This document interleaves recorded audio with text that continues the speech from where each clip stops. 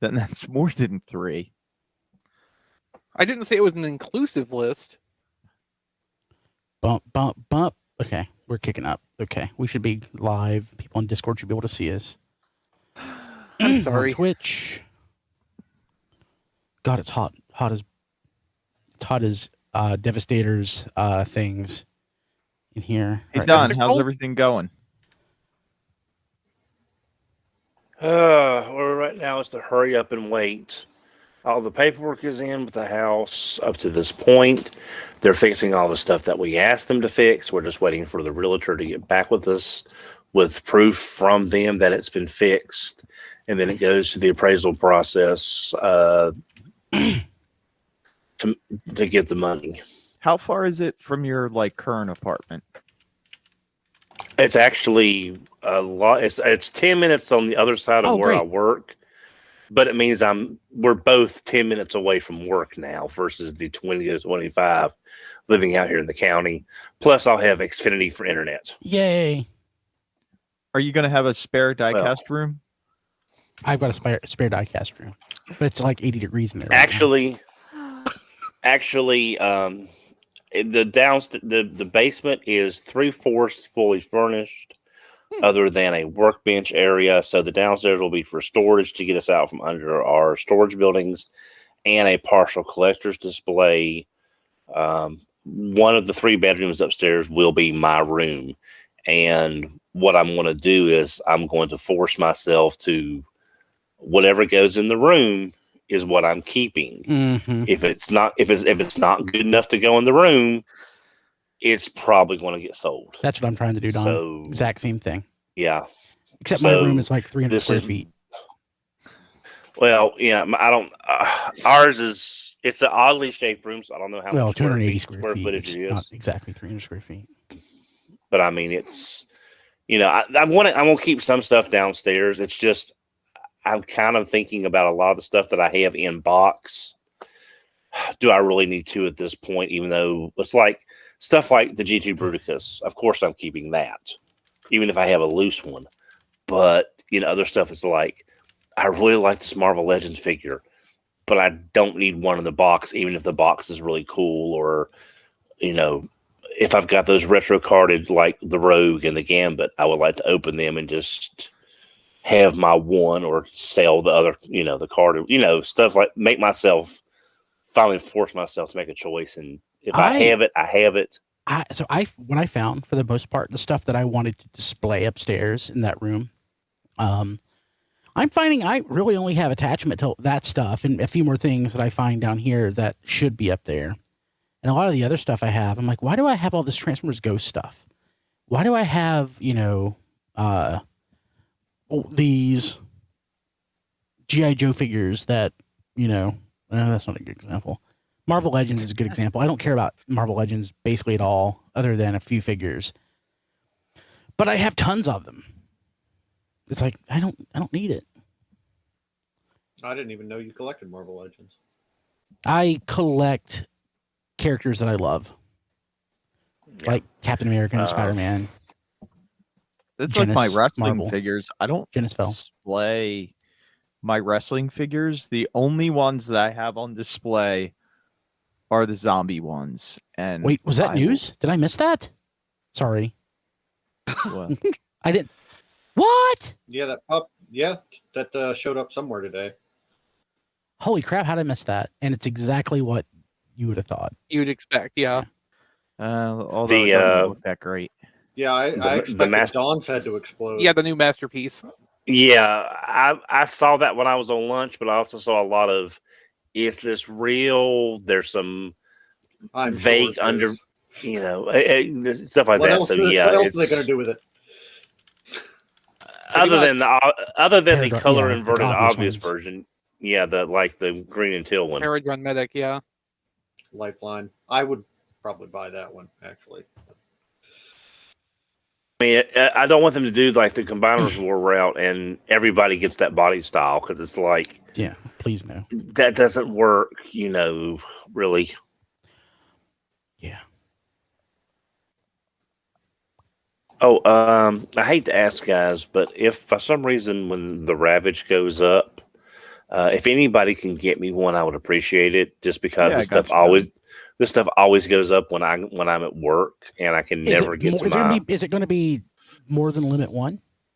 We have no idea. Yeah, that's just it. I'm just saying if you're capable of getting more than one, I would appreciate someone trying to get me one. If I can get a fourth one, because I need 3. I'm kidding. Is that free? Is it only one per person? And I can get one. You can have it. He has no attachment. Yeah. Well, Diecast, I appreciate that. Thank you very much. When is that stuff even supposed to go up? It says PulseCon in the fall, but we haven't heard a date for PulseCon yet, right? Yeah, but it's weird too because they put like Zartan and stuff up, which I love that Zartan. I definitely need to get that. They put up all the exclusives, I think. The only one I didn't see the Transformers one up yet. It's there. Oh, that's what we're talking about. Well, no, I know they announced it last week, but They put it up yesterday or today or sometime. Yeah. Okay, yeah, they have placeholder pages up for all of the exclusives now. Yeah, people have been complaining all day because of the price hike. Because I'll be honest, I would like to get one to open for that Ravage, because that Ravage does look really good. I'll be honest with you, I don't like the way it looks in Beast mode. I love the way it looks in Robot mode or standing Beast mode. So, yeah, but I mean, just like with X9 Jaguar, the Beast mode's not the point. Yeah. Right. So but this is one that the diorama style of the box is sort of like, the way they've got the back done with the artwork on the back. It's like you kind of want to have like it front and back, kind of. So it's just But why is the pig $57.99? Pudgy Pig is $60. My theory. So I've got a involved theory on this. I tweeted a little bit about it today. I think Pudgy Pig's not going to get a regular retail release. I think the Monsters assortment is dead after iGuy comes out. iGuy was probably too far along for him to say, no, we're not going to take that anymore. Like, there's probably some pre-existing obligation to take. Piranha said probably is too. Piranha said probably is too, but I imagine they're saving that for Power Rangers month next month. I mean, I hope that does get made. Because they were supposed to be in the same wave. Yeah, I hope that does still get made.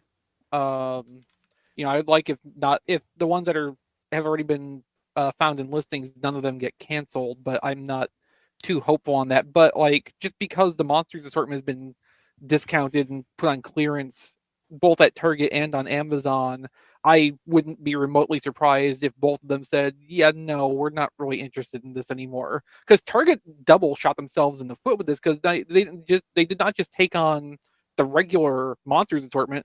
They asked for a special package variant exclusive assortment of those same monster figures, which also don't sell. Well, hey, if anything, they sell less. Yeah, GameStop's even marked them down to like $20, I think. And when GameStop marks something down, it's in trouble. The pig I would get multiple of, though. That's the only one. Like, they used to fight in multiples. What? Didn't they? No. What are you talking about? Didn't the pigs, wouldn't they fight in multiples? No, they only were shut up one at a time. I think you're thinking of orcs. Not. Or the things from The Legend of Zelda. Well, it's been 30 years since I watched Power Rangers, so.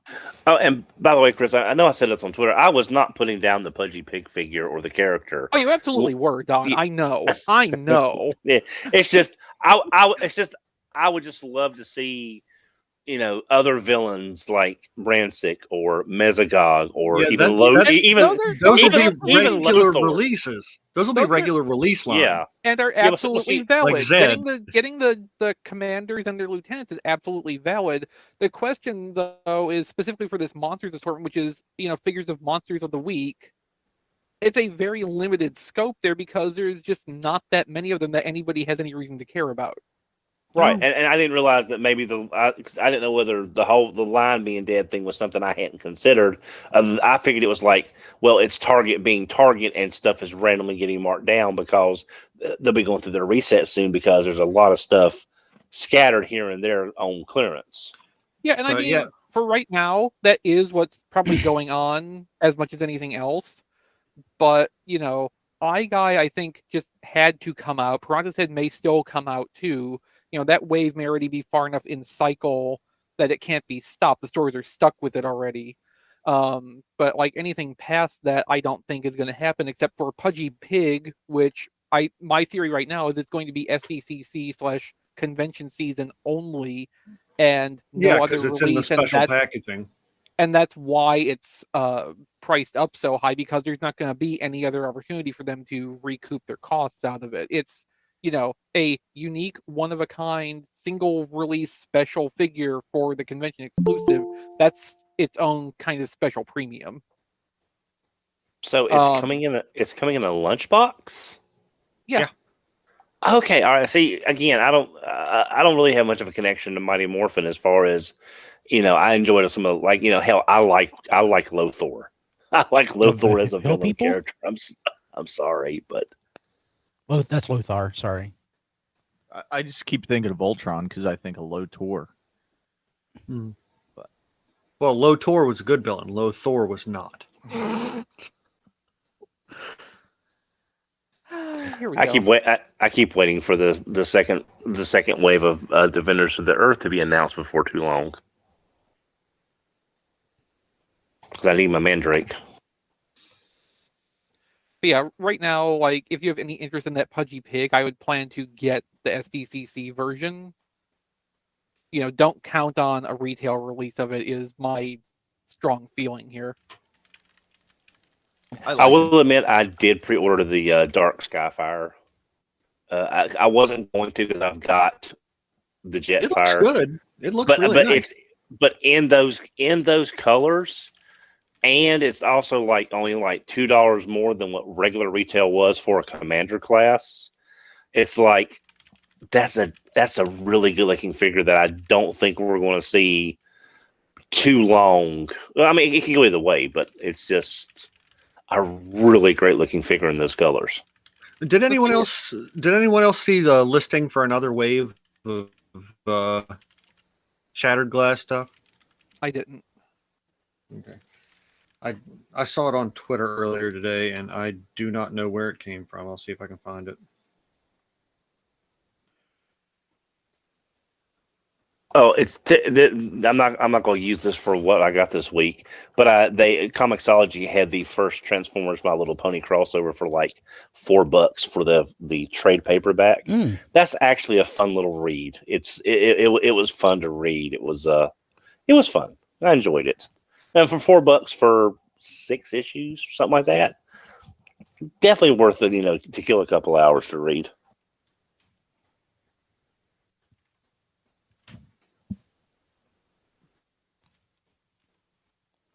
So, John. Yeah, what's up? Did you see the SDCC Turtles Humans 4-pack? No, baby. What is it? I sure did. Tomorrow at 1 Eastern, I think it is. It goes up for pre-order. I got to get my time zones correct, or it's going to be a sad day tomorrow. I need to get my story straight. Yeah, how do you feel like your odds are for this? Not good, but not impossible, because it's in the middle of a work day. So that helps my odds, I guess. As the trend, right, with toy companies, let's just release something when everybody's working. So yeah. So we'll see. So tomorrow around midday sometime? Yeah, I'm almost certain it's 1 o'clock Eastern on the NECA website. And it's I would say hey, maybe the price point will keep people away, but that's a real bad take. That's a real dumb opinion for stuff like this. What would be great is if NECA was doing it the same way they were doing like the second runs of some of the store exclusives, where like, you have X amount of time to put a pre-order in, and then we'll just make these, and you'll get them, 3 months from now. No kidding. No kidding. Hey, John, I'm sorry. I was reading. I was trying to catch up on our Discord chat at tfradio.net/Discord. Thank you, Don. Who is coming out tomorrow? I heard NECA, and that's all I heard. I think it's It's the Channel 6 team from the Turtle cartoon. Oh, Vernon, Jesus, no. Vernon, And I don't collect it. I don't collect it. Remind yourself, Brian, you don't. And they got collect it comes with like studio accessories too. So there's cameras and like I think a boom mic and something else. Yeah. So it's Vernon and what? Cat April, or is it Irma? And Irma and Burn. Yep. And you can do Irma. Irma comes with alternate parts to make her Rat Girl. The rat Irma. Yeah. That's the one thing I really didn't like about the 2012 Nick Turtles is they had Irma as basically a pretender disguise for the Gilbert Godfrey Krang, but there was no Irma in the show, and I liked that Irma character. It was like, really, she's a pretender shell, and that's it. Uh-huh. I liked what was it, the 2003 series where Shredder and Krang were the same character. Thought that was clever. It never. I've only watched Turtles Forever, so that's all Spoilers. I know about that. That's all I know about that Shredder.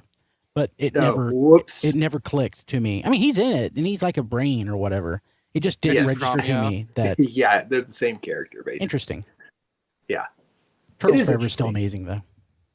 Because they obviously Shredder's like there in episode 1, and then the reveal is he's Krang. So it's interesting. He needs to update their site. They have SDCC 2020 exclusive sale, frequently asked questions, and I'm like, wait a minute, this is last year. Yeah, they need to add a 1. No, it was totally last year's, like the whole thing. Because I was just add one. Just add one. What John was talking about, and I can't find it on their site, of course. Preternia, they put up a web page where they have like a schedule for the a week ago, this week, maybe next week, whatever the Comic-Con season is, and a schedule of like all the drops from all the companies. So you can probably find that on their Twitter feed. It's very helpful. Because NECA's site has nothing about it. Yeah. It drops tomorrow, and I think they have a couple of movie monster, like Universal monster figures, maybe something like that. And then what's some other scale company, on those NECA figures? Do I know, Matt? What's the scale on those 7 NECA inches? figures? That's, whatever. It's 6, right? Is whatever. What's Legends? Marvel 6. Legends. They feel bigger to me than Marvel Legends. Well, you're also talking about like, what is the cartoon Ninja Turtle world scale? Turtles are like 4 feet tall, right? Marvel. Yeah. So, I mean, you're still like dealing with different universes. So I think technically speaking, they're 6-ish, considered 6-ish inch scale. But again, it's a completely different universe and take. So Brian says he doesn't need to collect this NECA stuff, but if they're coming with filming equipment, he could totally set up like a Cold Slither diorama. Oh, damn it. Yes, he could. Yeah, okay, so good news, bad news. The SDCC version comes with the studio equipment and everything, but the 4-pack of figures itself without the extra accessories is also going to come to regular retail at Target sometime later. Yeah, that will be a crapshoot as always. I will say, last year though, I did see last year's Comic-Con set at a Target, which is more than I see most NECA sets. So I mean, like I did see it one time, so it's possible, and it's cheaper too. If you stumble upon it in Target, it's about $50 cheaper because the online pre-order comes with a bundle of like Channel 6 swag that you have to buy. Sweet. Which again, I'm fine with, whatever. So if I get it, I'm not complaining. The Target release is going to be 150 versus 175 for the Comic-Con version. Oh, there you go. Okay, so yeah, it's fine. It's cool. Whatever. Okay, so I scrolled through NECA's Twitter timeline, which is its own kind of sweet little hell. At 1 p.m. Eastern tomorrow for the Comic-Con pre-sale. On the NECA store? Yeah. Yeah. Okay. Set a reminder. Because if not, finally get my burn. I'm so happy. If I don't set an alarm, I totally same here. Is all their stuff just turtle based? There's nothing else. The stuff I see there is the Redeco Flash and Ming. Oh right, on like retro cards, card backs. I guess, yeah. Yeah, like kind of weirdish vintage card backs. Can you put a link or send me a link to that, Chris? There's Lemon. What? Nothing.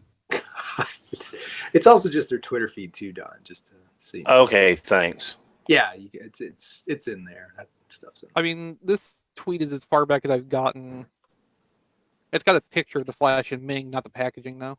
Mm-hmm. Okay. Yeah, I wanted because it was probably the old. Who did those? Was it Galoob? I can't remember who did the original Defenders line. Yeah, I think the other thing they showed this week, which is not like SDCC exclusive or anything, is they showed the packaging for Goliath for gargoyles. So now the packaging looks like, and then they showed Demona, which we'd already kind of seen, and then they showed Thalog, which obviously they were going to do that, but to show it as like the third figure is kind of lame. Just because, like, hey, it's the repaint. Like, already it's the redeco. When they've said I think they've said they've sculpted 8 or 9 characters already. So I would have liked to have seen one of them. I am trying so hard. I canceled my Goliath on purpose because I did not want to fall down that rabbit hole of collecting. I wanted female cop name.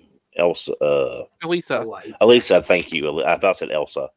Yeah, I wanted her and Goliath, but it's like I know I'm going to fall down this rabbit hole, and I'm going to get like everybody because like got to have a Xanatos, got to have Demona. It's like I'm trying not to get any more. I cancel my Goliath to keep me from falling down that rabbit hole. Yeah, because the worst thing is when she comes out and she looks good, and you decide to get back in, and Goliath is like $400. Yeah. See, now, for me, I can just I can wait. She does look good. I can wait. I can wait for the Xanatos to get announced and just get that and be satisfied. Because honestly, what else do you need in life? Yeah, if you have that restraint, you're lucky. Plus, like it's also like Stealth Jonathan Frakes animated series action figure. Yeah. Of course. Hey, so what isn't $400? It was only $15, $14.99 actually. Amazon, the complete series. And movie Super Force. Oh yes. What? Super Force. The live action series from the 90s? Yes. I remember that because in my area it came on along with the Superboy series as well. Yeah, so I'm excited. I'll have that in a couple days. Alexa, turn on Basement. Oh, that Demona does look good, but I am going to wait because if I'm going to go all in on a series, I'm going to wait and see if a Super 7 does Visionaries, and I will go in on every single piece.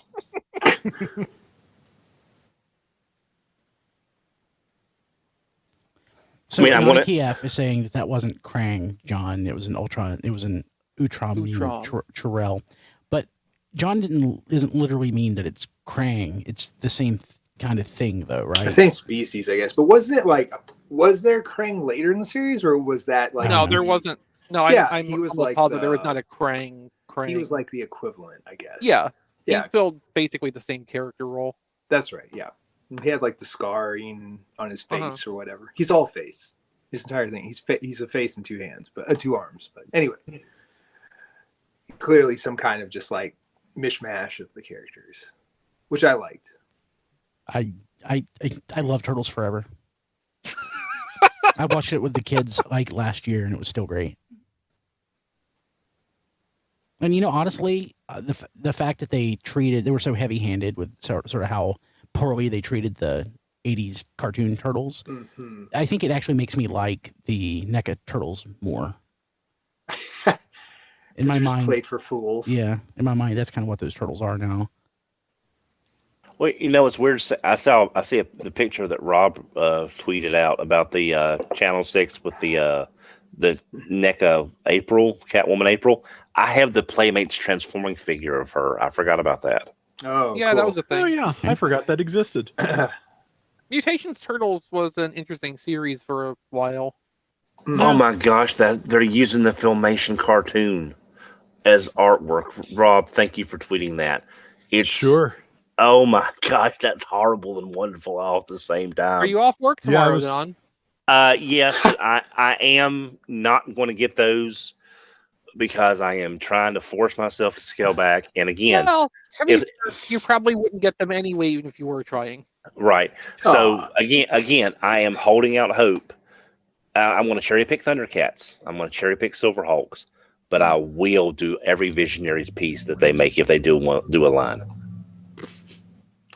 Speaking of Thundercats, I saw that finally. So Wave Super 7 Ultimates Wave 3 is going to hit before Wave 2 because they've had major logistics issues and production issues. But same finally, as everybody else, I assume. Well, finally, we're starting to see pics from Hong Kong. I didn't buy that. Which series? Which Ultimate series?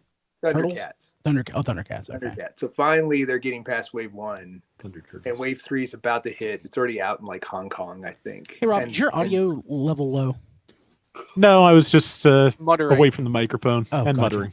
And then Wave 2 is going to hit transforming in wing finger. few months.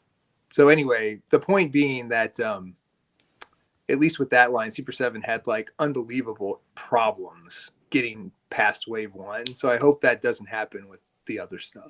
Well, just to put it in perspective for those people who may not know, I ordered Chitara and Jaga from that wave. Yeah, Jaga. Like you're buying these selectively, right? You're not buying them all. No, yeah, I'm cherry picking the Jaga because it's a great looking figure. I've got the Lino from the classic series, so I think it'll work fine on display. But I just like the way this Jaga looks. The last figure I would buy if I had to. I've also got Brian. Lisa. You can have every Thundercats Ultimates figure but one. Which one do you skip? Jaga. I mean, it's like, well, see, I've got. Well, see, no, I've got. Would be the one I'd keep. Wily Kit and Wily Kit and Wily Cat. I would get Schnarfer. I would get before Jaga. It's a really great looking figure, and I've got Chitara and Linkso because I never had a chance to get Linkso, but I'm really getting them because I want to get a Bengali if they do a Bengali figure. Which will only just be a tiger repaint with some new accessories. But real quick, so it's about time to start. It is time to start. John, did you see that the Arcade 1-Up pinball tables shot up $300 this week? I saw you tweeting about that. What's that? It pissed me off. Yes, I saw the tweet. I had been talking Kim into we were playing pinball at restaurant last week, and I had brought in the idea of getting one of those tables again, and she seemed open to it. And I told her, there's 10 games on it, and blah blah blah. And we had looked at Best Buy, and I can't get into my Best Buy account because my two-factor authentication screwed up, and they can't fix it, even though they told me they can. First world problems. Yeah, I know, first world problems. So this weekend, I'm like, okay, I'm going to order it today. I'll go to the store if I have to order it. And I just looked up online. It was $300 more than it was that Tuesday. So ticked off, yeah. That's wild. Yeah. But it's a good starting point for V pin cabinet or table. You can mod it and have everything on it. So yes, I ended up getting the marble one, even though I don't really care at all about the games on it. I saw the 1-Up X-Men cabinet is also ridiculously priced. Yeah, so I forgot who it was on Twitter, but they pointed out with the cost of building materials and everything going up over the last year, and it is up 300%. and chip shortages, I can understand it to some extent. To Right, maintain their profit I margin. can understand it, but I don't have to like it. Exactly. Yeah, exactly. you don't Like, have to I buy think it. we all get why the number has become what it's become, but we don't have to be like happy about Yeah, it. exactly. Yeah, because like if there was one of those that I was going to get, that would have been And it. it's got Captain America and the Avengers on it. Yeah, I love yeah. that game. The both of those games are just You'll amazing. be the one but- escaping. Okay. Yeah, the only one on Best Buy that's still available is the Attack from Mars. All the other ones, Yeah, it's the Marvel and the That's Star the one I Wars want. are Attack from sold Mars is the out. one I want. Because it has real pinball tables on it instead of made up crap. Yeah, the Star Wars and Marvel are sold out. Yeah, and those are the crappy ones. Real quick. So this kind of makes me want to pick probably the reason that these things haven't been clearancing out is because of this, and it makes me want to get that darned NBA Jam cabinet before you're no longer available. Maybe they'll be clearance at Walmart at some point randomly. There's a Walmart here that's got a arcade 1-up like first generation Pac-Man for $50 on clearance. They say it's in stock. I don't believe it. Yeah, my stores will not clearance them. I have like I have the urge to like be like, let's not be lazy, John. Let's go drive 20 minutes just to like see. Let's just like let's take I a would shot. drive the 20 minutes to go see. Yes. Yeah. Okay, I'm good to go. Let me start recording. But then I have to drive at least 15 minutes to get to my nearest Walmart anyway, so that doesn't feel like a big investment to me. Regardless. Yeah, I know what you mean. Okay. 3, 2, 1. This is Radio Free Cybertron, episode 736. I am Brian Kilby. With me this week, we have, in reverse screen order, John DeLuna. John, how's it going? Yo, it's going good. Sweet. Rob,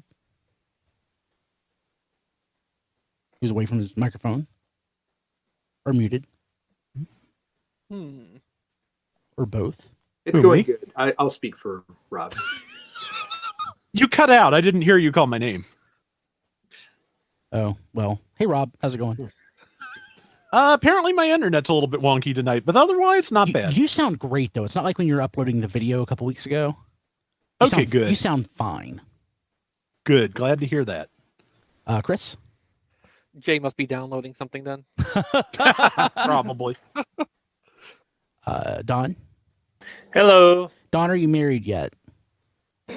Not yet. Are you in the house yet? Not yet. It's a work in progress. Okay, well that's good. Keep us updated. If anything changes, you'll be the second to know. Sweet. Aw, appreciate that. Matt. Hello. And Diecast. Hey. Speaking of, did you guys know that G.I. Joe Origins Snake Eyes comes out this week? I did not. I seriously, genuinely did not know that until yesterday when I saw somebody mention it on Twitter. I completely lost track. It just I don't think I've seen a commercial for it. I don't watch TV, so I haven't. I'm even talking about web-based. Same. Oh, okay. Well, I have ad blockers, so I didn't see a commercial for it. Yeah, I saw the preview in both movies I went to this year. I didn't. I haven't gone to a movie since 2018. You're not missing They had out. the stop motion PSA on YouTube promo for that movie that went I would like to say it went viral. It didn't really go viral. But it was watched it with popular. mute on. I didn't actually watch it. You need to watch it, Brian. It was during work and I never went back. It is super funny. Okay. It deserved better than like 2,000 likes on Twitter that it got for like the $30,000 it cost to make. That stuff is expensive. Yeah. Yeah. Yeah. My former company used to do a lot of what was the 6-second video thing? Vine. They had like a team of people who made vines. Those people no longer have jobs. Well, no. Are you But sure it was good while it lasted. Team TikTok? I don't know, but it was they were outsourced. I'm certain they still have jobs, but they're not making Vine videos. For the record, real quick, I went to Black Widow in a theater. Me too. And they had the Snake Eyes trailer and the Shang-Chi trailer. Mine had Shang-Chi, but not Snake Eyes. Yeah, I don't remember. I don't remember if mine had the Snake Eyes trailer or not. And it wasn't the good Shang-Chi trailer. It was the boring Correct. one. It was the bad one. It was the first one. Like the other one is Dynamite. That one, not so much. Yeah, the latest one is actually an MCU trailer. The first one is terrible. It occurs to me back in 2009 or maybe very early 2010, we were going to do an RFC commentary for G.I. Joe Rise of Cobra. We never did it. Because we had technical difficulties getting everybody synced up or whatever. Yeah. I think it was JD holding us back. And we ended up doing Transformers the movie instead. We should do a G.I. Joe Rise of Cobra commentary to coincide with the movie. We haven't done that in one of those in years. That would be great. I would have to watch that movie then, though. Yes, you would. That's part of the charm of this idea. It'd be fun. Can't we just do Retaliation instead? Because I enjoy that one. See, the thing is, for like, what it is. I like Rise of Cobra. I don't like it as a G.I. Joe's thing, but I think it's a perfectly good, like, dumb summer action movie. I have never been able to make it through it. Transformers isn't allowed to be a dumb summer action movie. Yeah, well, we can. Well, he goes and watches those too, so. Well, you could always watch just the opening credits of the G.I. Joe animated movie over and over again for about an hour and talk about that. I would do that. I am. Yeah. So actually, okay. Speaking of like debuts this week, there are 2 animated debuts. G.I. Joe, not G.I. Joe. There's no G.I. Joe.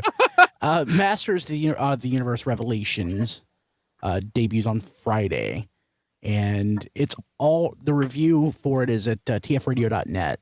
If you're subscribed to the podcast, and you should be, it is in your feed right now. I liked it. Not going to spoil. I liked it, but didn't love it. So, it's worth your time. But if you tire of it and stop and trail off, I wouldn't blame you. The toys sold pretty well, I think. Have they? Unless they were just very limited. Like, my Target still has those Skeletors sitting there, if I remember right. That's the only thing I've seen so far. Yeah. I haven't seen them at all, and I've been to a couple Targets. I saw a half PDQ of those last week for the first time, and it was full with all 4 figures. And when I went by again today, it was a couple of He-Mans, a couple of Skeletors, and everything else was gone. And that's in about a week. Like Origins. Oh, I'm sorry, I thought you meant movie. I'm sorry. No. Revelation. No. We are talking about Revelations. I'm just saying that sounds like Origins because all you can find are He-Man and Skeletor. So that jives with other He-Man and the Masters of the Universe toy lines. So in a way, it's a success. Even with the Mega Constructs right now, all I can find is the Skeletor and Panther all over the place 2-pack thing, and the He-Man and Beastman 2-pack, which for some reason came back. Yeah, I bought clearance out the first time. I remember when I bought it the last time. I'm like, don't I already have this? I don't know. I'm gonna get it, and that's why I have 7 Evil Lens. Although I did new. I did see one Walmart with the Mega Constructs, the Roton set that has Battle Armor, He-Man, Panther, and Merman in it, marked down to like $14. That's a good set. Yeah, 3 unique-ish minifigures in that set. Well, if you count Battle Cat as a minifigure, and the building kit at that size for $14 is pretty decent. Yeah, that Roton is actually a really good build too. And that's the only place to get Merman so far too. And so meanwhile on Radio Free Masters of the Universe Mega Constructs. Yeah, so speaking of that, Big Bad Toy Store put the Advent calendar up for pre-order. So Entertainment Earth also put the Advent calendar up for pre-order, and then literally about 35 minutes later, relabeled it as canceled. But that wasn't yesterday, right? That was weeks ago. That was yesterday. Oh, well, crap. Okay. Weird. I was talking about, so as I was sitting in my car in a parking lot eating Jack in the Box while I was out yesterday, I was hanging out on our Discord for entertainment, and we were talking about that. tfradio.net/Discord. Thank you. I should have done that myself. Basically, the theory that we settled on with this was that the pre-order pages for that Advent calendar were pre-scheduled to go up at a certain time. Between the point when Mattel solicited that and that pre-order time coming up, they canceled it, and then some of the stores like Entertainment Earth and I guess Big Bad Toy Store failed to remove it from their scheduling system, and then oops, Mattel rep has to send out frantic emails. Yeah. Totally believable.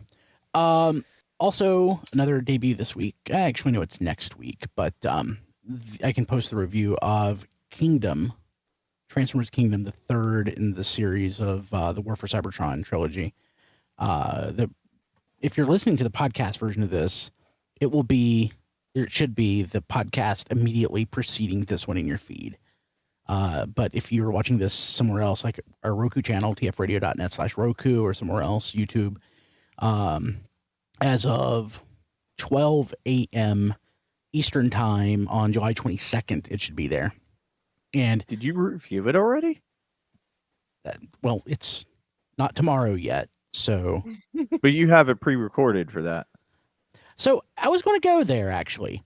No spoilers. I am having a hard time coming up, getting the mental and emotional juju to pull that review together.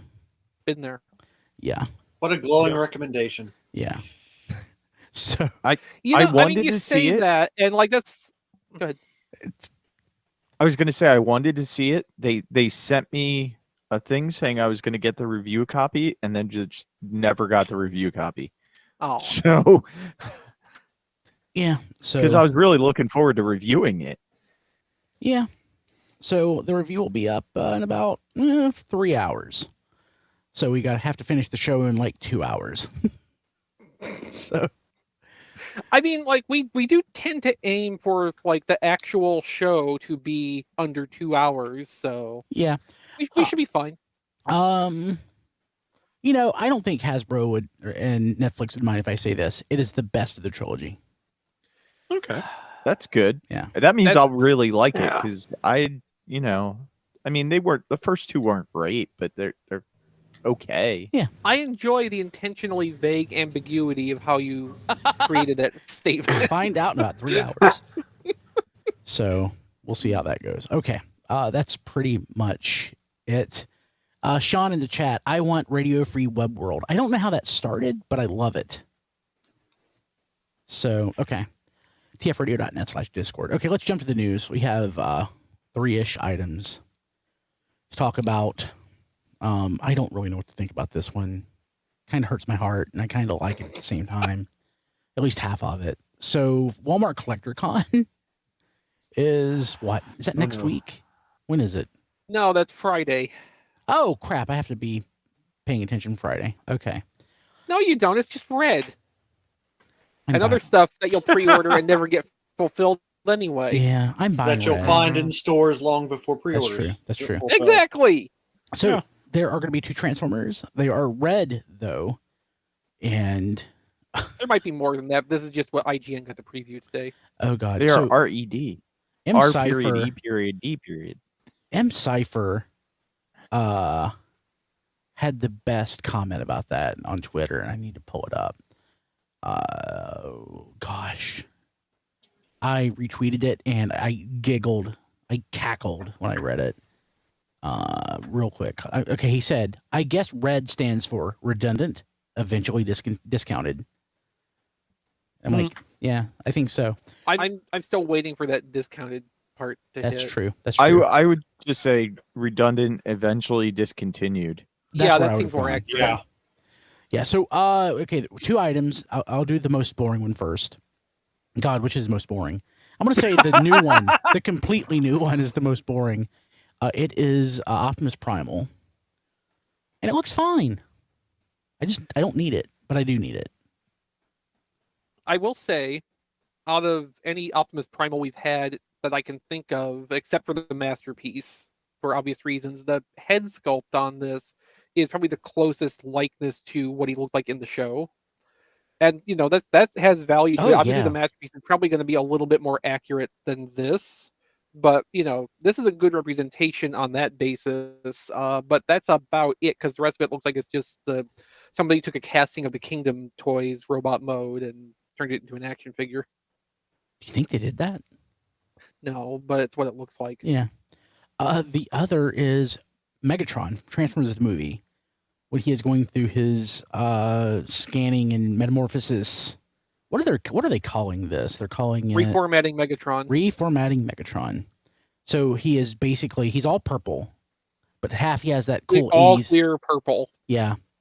But half of him is that cool 80s style grid pattern that they used to put on vinyl notebooks and stuff. Yeah, but there's no detail behind it, so No. it kind of. So this is Trapper Keeper Megatron. Now. That's exactly what I was thinking. Oh, man. The good thing about this is that if they're being cognizant of the movie, we may get a Galvatron in this line if it lasts. We already long get enough. Galvatron in this line. We found the listings already.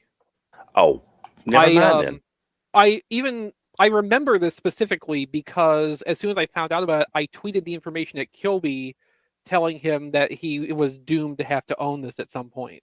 Yeah. That's why I remember so specifically that we know. Yeah, you're right. That's true. Yeah, so like you think Optimus Primal is the most boring. I think this is the most boring. Yeah. Because like they didn't even change the accessories. So this has the Energon mace from that well-known moment when Megatron's being scanned into Galvatron and swings his Energon mace around, and then when he's also standing there brandishing an Energon cube menacingly. It's just like, if anything, I hate to say take accessories away, but in this case, like, if anything, take these away just because they don't make sense in the context of this release. Yeah, it looks. I mean, the sad thing is, this is actually a better repaint than the Optimus Primal Rat Trap 2-pack. At least this one has a noticeable paint difference. Well, yeah, and that's kind of sad when your 2-pack Netflix exclusive is being outdone by a red figure as far as something being done to the original mold. Yeah, I don't know. I can't wait for this mold to get redecked the third time to be War for Cybertron Trilogy Megatron and just have battle damage paint added to it. There's too much character in its face, though. It would need to have like a new head. Yeah, they could do that for a third use, probably. Like the dull surprise Megatron. Yeah, dump the Energon Cube hand and use that material and resource savings to make a new head to put on it. It'll be perfectly awful. Yeah. And at some point we'll get select safety Megatron from this, so that's a possibility. Well, Damn it, Don! You just came up with the one thing that would probably get me to buy another siege tank Megatron. Yeah.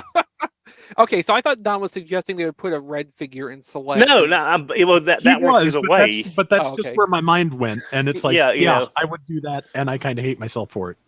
So we've determined that what it takes to get us to buy another of the Siege / Earthrise Megatron core engineering is either garish G2 colors or garish Get Around Toy Safety Laws colors. Well, garish honestly, Get Around Safety Laws colors. I would love it if Red Megatron had the orange cap. I would buy that. Yes, it can't transform. It doesn't matter. Brian, they actually did that in the TF MLP crossover, where Twilight Sparkle puts the orange cap on Megatron's gun to keep him from shooting somebody. That's funny. That's fantastic. Cool. Okay. I don't know if this is fantastic or not. I literally learned about this during pre-show. MP55, potentially. Maybe. Masterpiece Nightbird. And it's just Masterpiece Nightbird. Yeah, which is crazy in and of itself.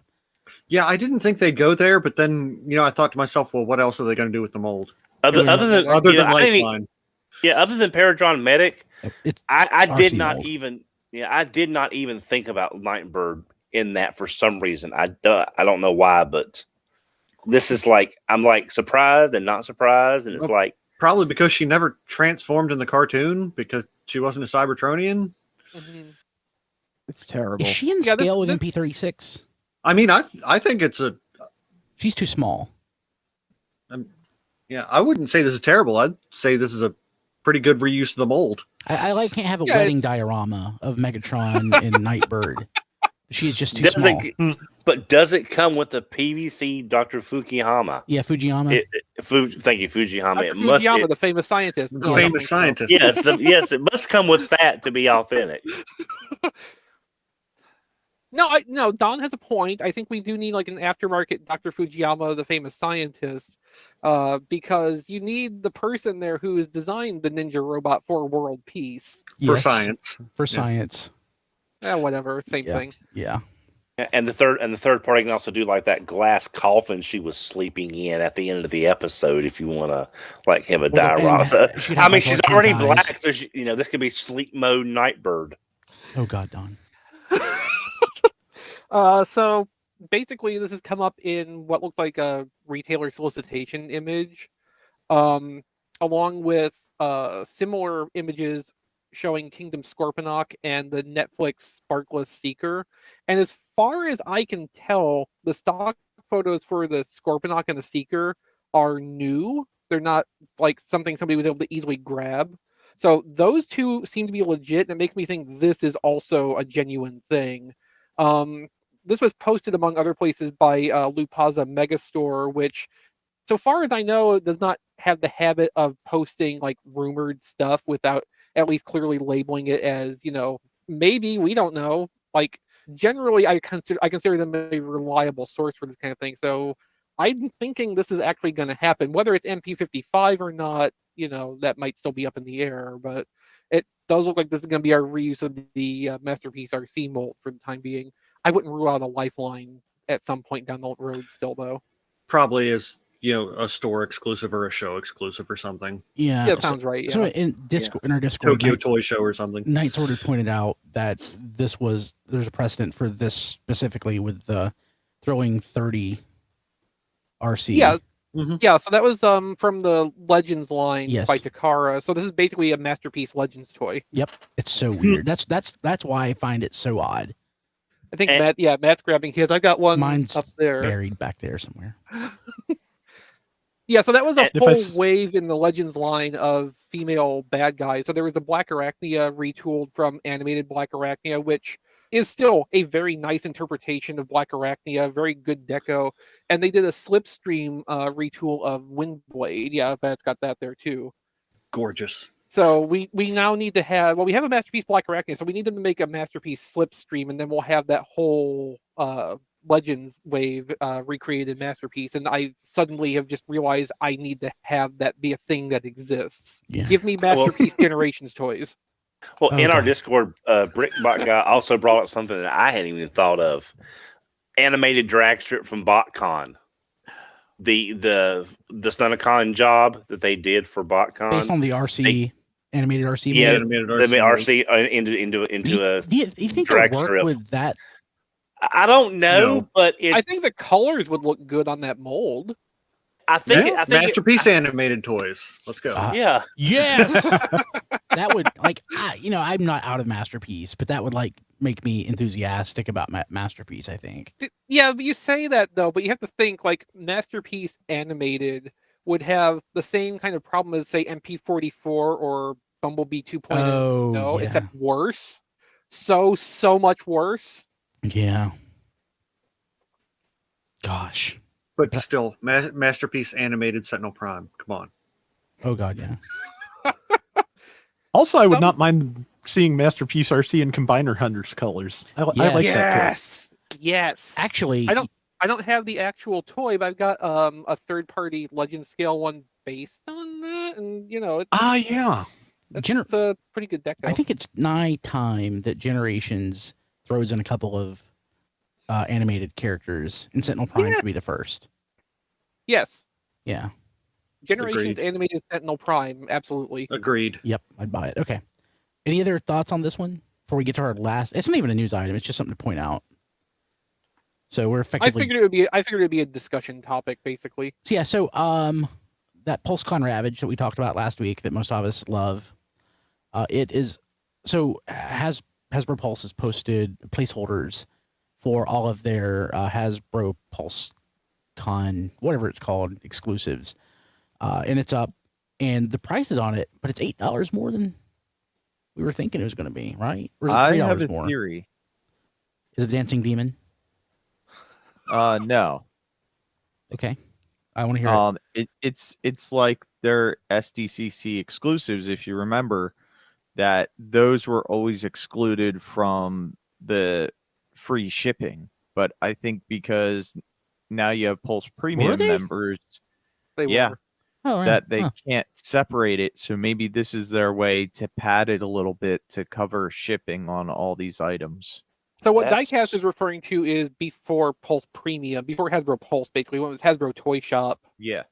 Discount codes and free shipping promotions, which there usually was one free shipping offer of some kind going all the time. I didn't always know that. Specifically excluded Hasbro Toy Shop exclusives, which SDCC stuff was considered a Hasbro Toy Shop exclusive because basically those toys were Hasbro Toy Shop exclusives sold at SDCC and elsewhere. Yeah. I don't think that's why this happened because, Pulse Premium has been a thing since 2019? Question mark? Was that the year Hasbro that Pulse? started? Yeah. Yeah. And they launched Premium and, that the exclusives have always fallen under Premium free shipping. Yeah. So I don't think that's it. Pulse started right after I started my new job. I don't remember when that is. I do. That's how I remember. Oh, okay. I thought you were suggesting I should use that as a point of reference. No. But now, if you want to remember when I started my new job, you can use Hasbro Pulse as your point of reference. That's your anchor point. This is getting very circular, Brian. Sorry. No. One way I remember when Pulse launched was because the launch weekend they had Wave 2 of Siege up for pre-order for $10 when they were supposed to be $20, and we all jumped on that, and many of us pre-ordered many 6 guns for $10 each. Where I was going with this was, so the press release from last week where they officially announced this had the price at like $45, I think. And now on here it's $52.99. So my thinking is it was going to be $52.99 for a while now because for the last couple of months everything's been getting price bumped because of various economic conditions. My thinking is the press releases were done some months ago, and some of the products referenced have had to undergo price adjustments to account for some of these changes. And the press release stuff that they gave to the PR companies to send out to all the affected parties didn't get updates. So we're just kind of looking at a bit of lag in communication here. Yeah, it's possible. Because the Lightning Collection exclusive Pudgy Pig went up from I think that was also around $45 when they solicited it, and now it's $58 on the placeholder listing. Which I have my own theories for that. Patrons can catch more details on that in the pre-show podcast that goes along with this, assuming we're still doing that. Yeah, we still do the pre-show podcast. Yes. Okay, good. Every week. I also tweet about it a little bit on my personal Twitter at ChrisRTXV if you want the Cliff Notes version after you're done listening to or watching the show. Yeah, so anything else on that? Because something else popped up on Pulse this week that I forgot about. No, I'm pretty much over that, I think. It's too late, but they did post more pre-orders, I believe, for the Robos and Optimus Prime, or they were supposed to. Oh yeah, I think I heard a little bit about that. Yeah, and it's no longer available. It's still $700. At least one showed up in a review online, and I don't know. I didn't see who reviewed it, so I don't know if I doubt it was in an official capacity. It might have been. If I heard about the same one, it was Shartimus Prime, who actually does do affiliated stuff, I believe. Okay. If nothing else, I'm not aware of him being on the list of he's not on special. He's not on the bad list. Yeah, we can call it that. I'm just saying, I don't know him particularly to have a habit of getting 5-finger specials from the factory. Okay, cool. Okay, well, yeah. So there was a review that popped up. Like I said, I didn't know who it was. I just saw that one popped up, and usually when it's this early, something fell off a truck, but it does not sound like it was probably the case here. Yeah, I mean, I would assume, they had at least one working model of that they were using for like the publicity videos when it was announced. Yeah, and I think it made its way to Kotaku at one point. Yeah, it went around to a few outlets, so I wouldn't be surprised if that same unit is now being passed between quote unquote influencers. Yeah. In the toy nerd robot space. Hasbro, if you want to give me one of these, I'll gladly take it. Or at least lend you that one for the weekend. I don't need. No, I'm good. I'll just take one. Okay, I would love to have lend it it to just for Diecast the weekend. for the weekend. Yeah. Yeah. So cool. Okay. So if you wanted it and you missed pre-order, well, it's too late again. So there you go. I mean, keep an eye on it though. It may come back in some more. Yeah, and I think it's going to be available at other places. I don't think it's going to. I don't think it's a Hasbro Pulse exclusive. I never heard anything about being exclusive anywhere. It might be Pulse has exclusive rights to pre-sales of it. Yeah, and it a friend of mine who is not a Transformers collector bought one. So this has broad appeal. And I think that's something we were talking about when they revealed this. Like, this is existing in multiple spaces, one of them being the, consumer robot nerd space. Yeah. The same kind of people who get things like drones, like big, expensive, crash them and cry forever drones. Yeah, exactly. Okay, I think that's it as far as news goes. Let's jump to what we got this week. Diecast, do you want to go first or last? Doesn't matter. Go first. I can. Okay. If you're ready. If not, I'm ready.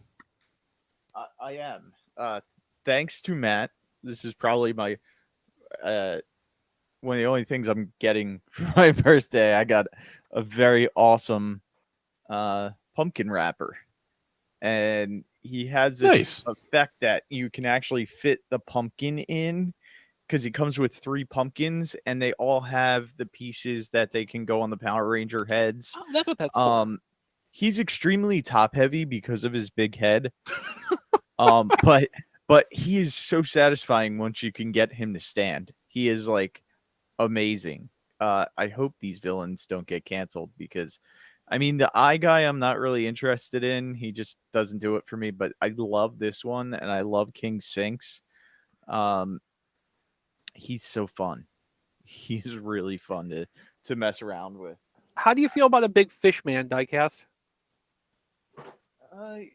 Yeah, I'd take that. Kind of like a Okay, king shark.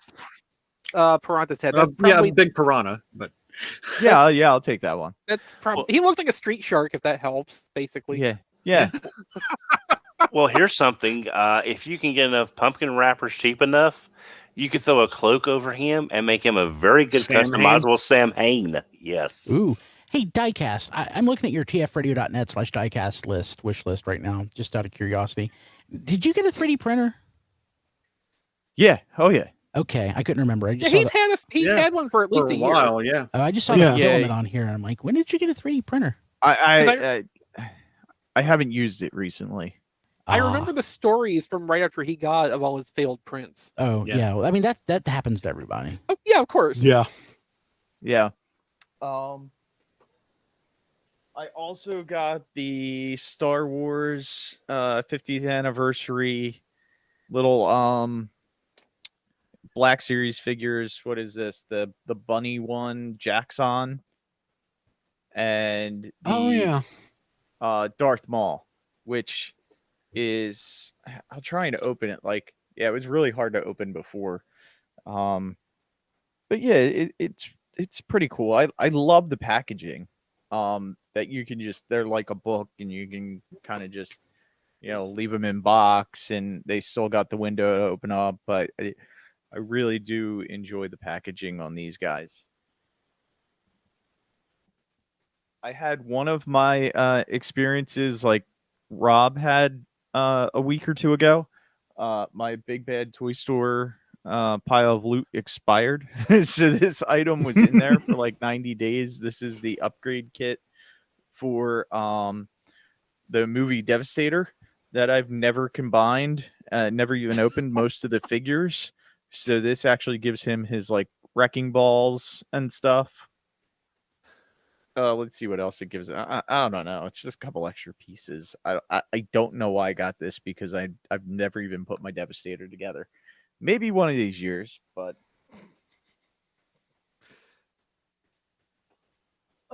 Let's see.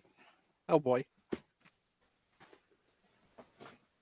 This was also something that we talked about on the show before. The guy on Twitter made a custom figure and called it diecast. So I was like, oh, that's awesome. Can you make me one of those? So he did. I commissioned him to do it. He didn't do it for free. So I commissioned looks like he him. did a really good job, though. Yeah, he did a really good job. Yeah. Really like it. And he is my leader of the DC's drone army guys. So I have him and I have 3 other drones now. So, and he's got the G2 symbol on the front, which is really cool. Nice. Yeah. So really happy with it. It's a pretty cool figure, and even took off like all the battle damage, and then picked out in highlight like silver some of the stuff on the legs and stuff.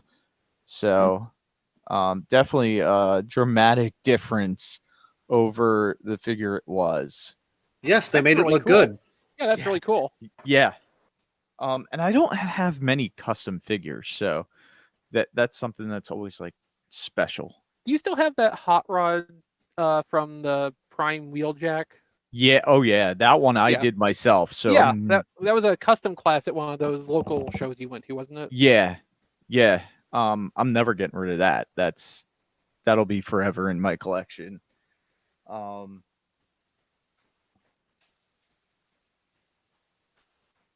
also got another Apache.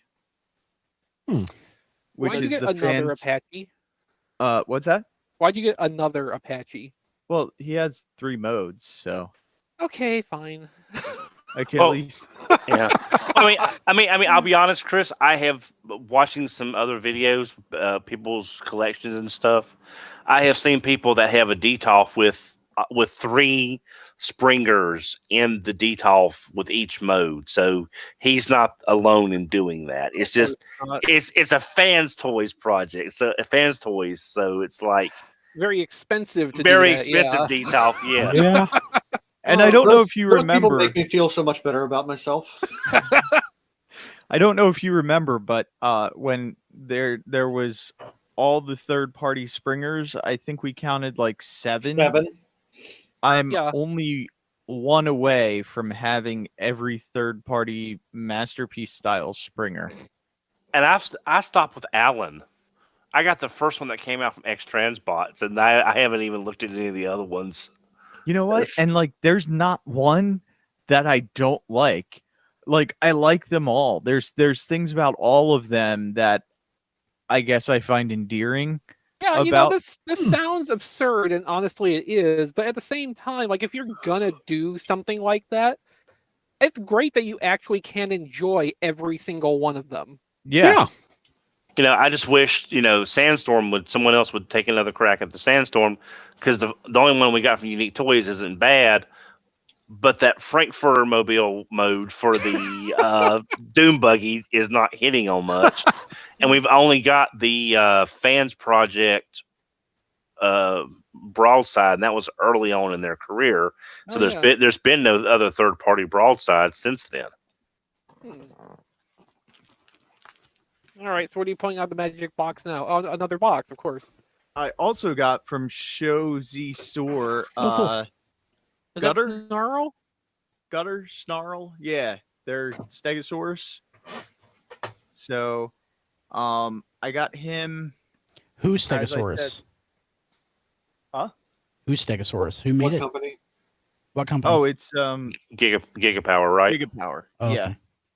Yeah, I mean, and Diecast, doesn't Show Z Store do a damn good job on their packaging stuff? My stuff has always come in like bulletproof. I had a package from them recently. It was good. Yeah. Yeah, it's in a box that's bubble wrapped, and then they got him in it, and then in another bag. And in the corner protectors as well inside. That's good. Yeah, that is just because Fans Toys, when they originally came out, the Gigapowers, I was already invested in the Fans Toys ones, so I skipped them. I got the and now Fans that they're Project kind of ones. re-releasing them, I'm kind of getting those as well because you can never have too many Dinobots.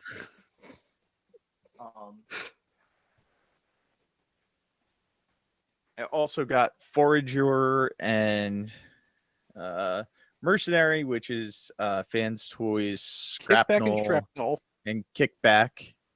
So I'm trying there's so that. hard. I've wanted to get, you can't get just one Insecticon, and I love Shrapnel and Kickback a lot more than Bombshell. It's like I'm not paying that with everything else got going on though. But that Shrapnel looks great.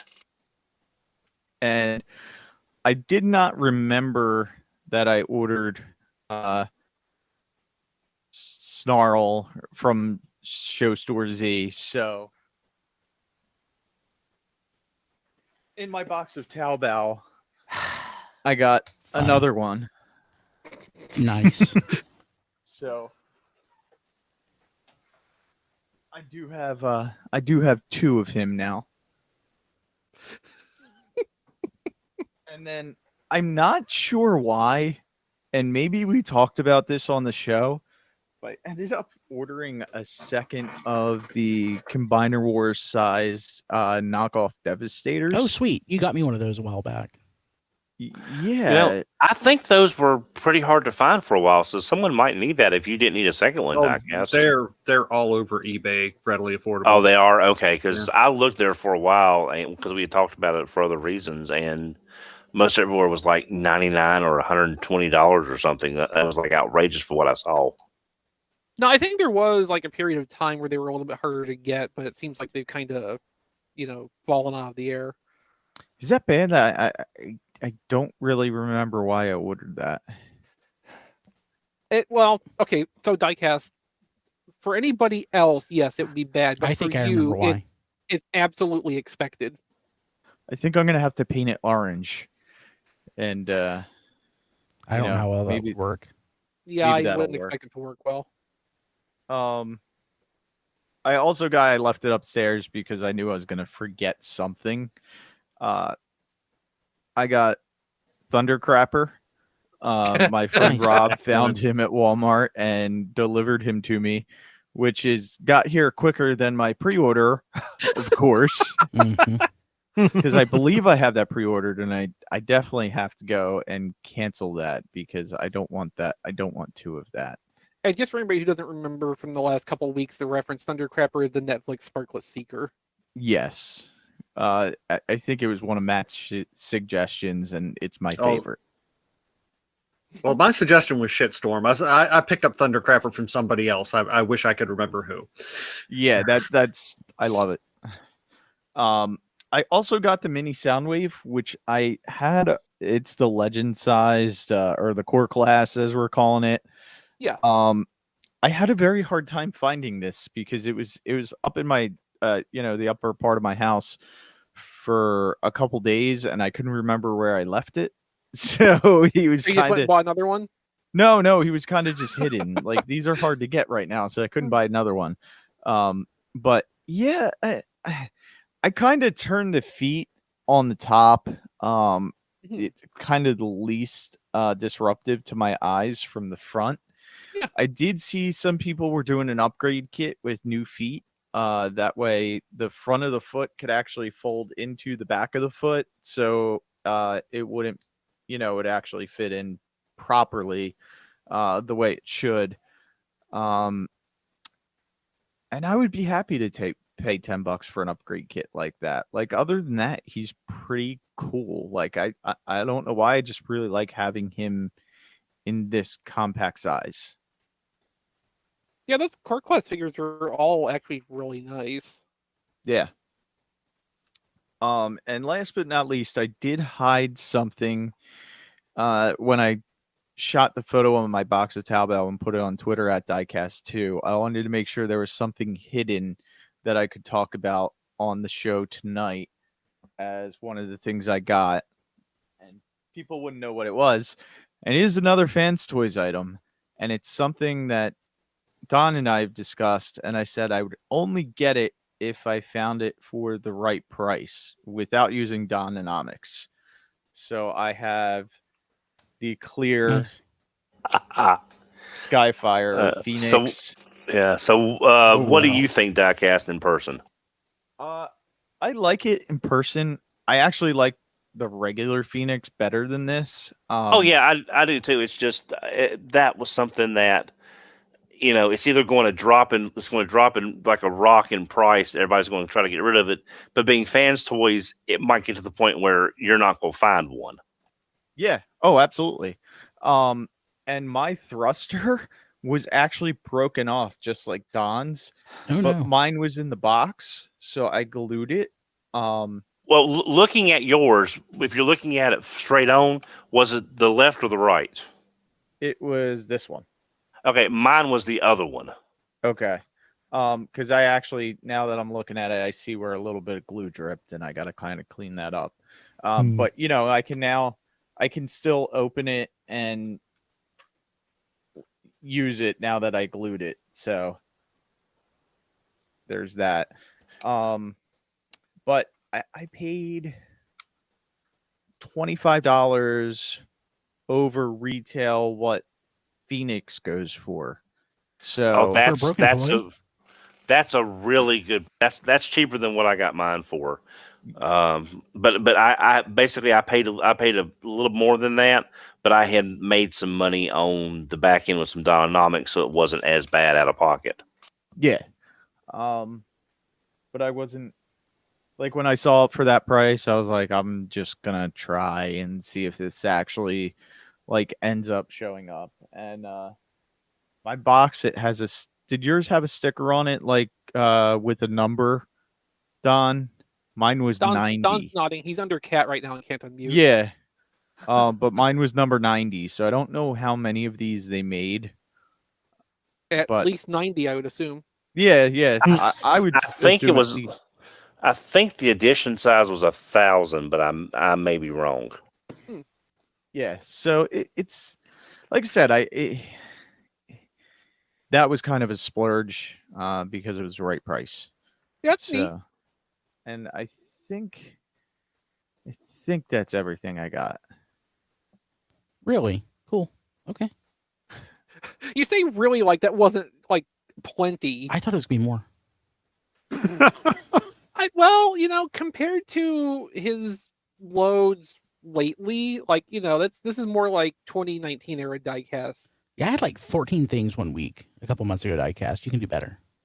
But these also aren't like, they're pretty expensive, They're fans' toys. Was it as expensive as, say, I don't know, Deathsaurus? How much? Well, I don't know what the Deathsaurus goes for anymore. It was north of 6. Okay, that's kind of what I was thinking. So probably that Phoenix combined, was not Deathsaurus. Oh yeah, but there were 13 other things. Well, true, yeah. So you can do better diecast. I will. This is a challenge diecast. Yeah. I don't think I can. I think think this is it for the year. Okay. But it's only July. Yeah, diecast. You can do at least for the amount, Oh yeah, I'm pretty much done with anything stupid. Well, you say that now. I don't have any stupid purchases left this year either. I'm mostly giving diecast. But the show's not over yet. I'm mostly giving diecast crap.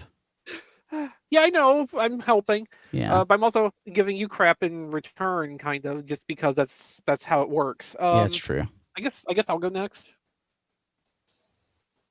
If no one has an objection. I do not. Go for it. So I was finally able to get Studio Series Slag. All right. Went on a little trip yesterday and found the only one on the southwest corner of Nashville.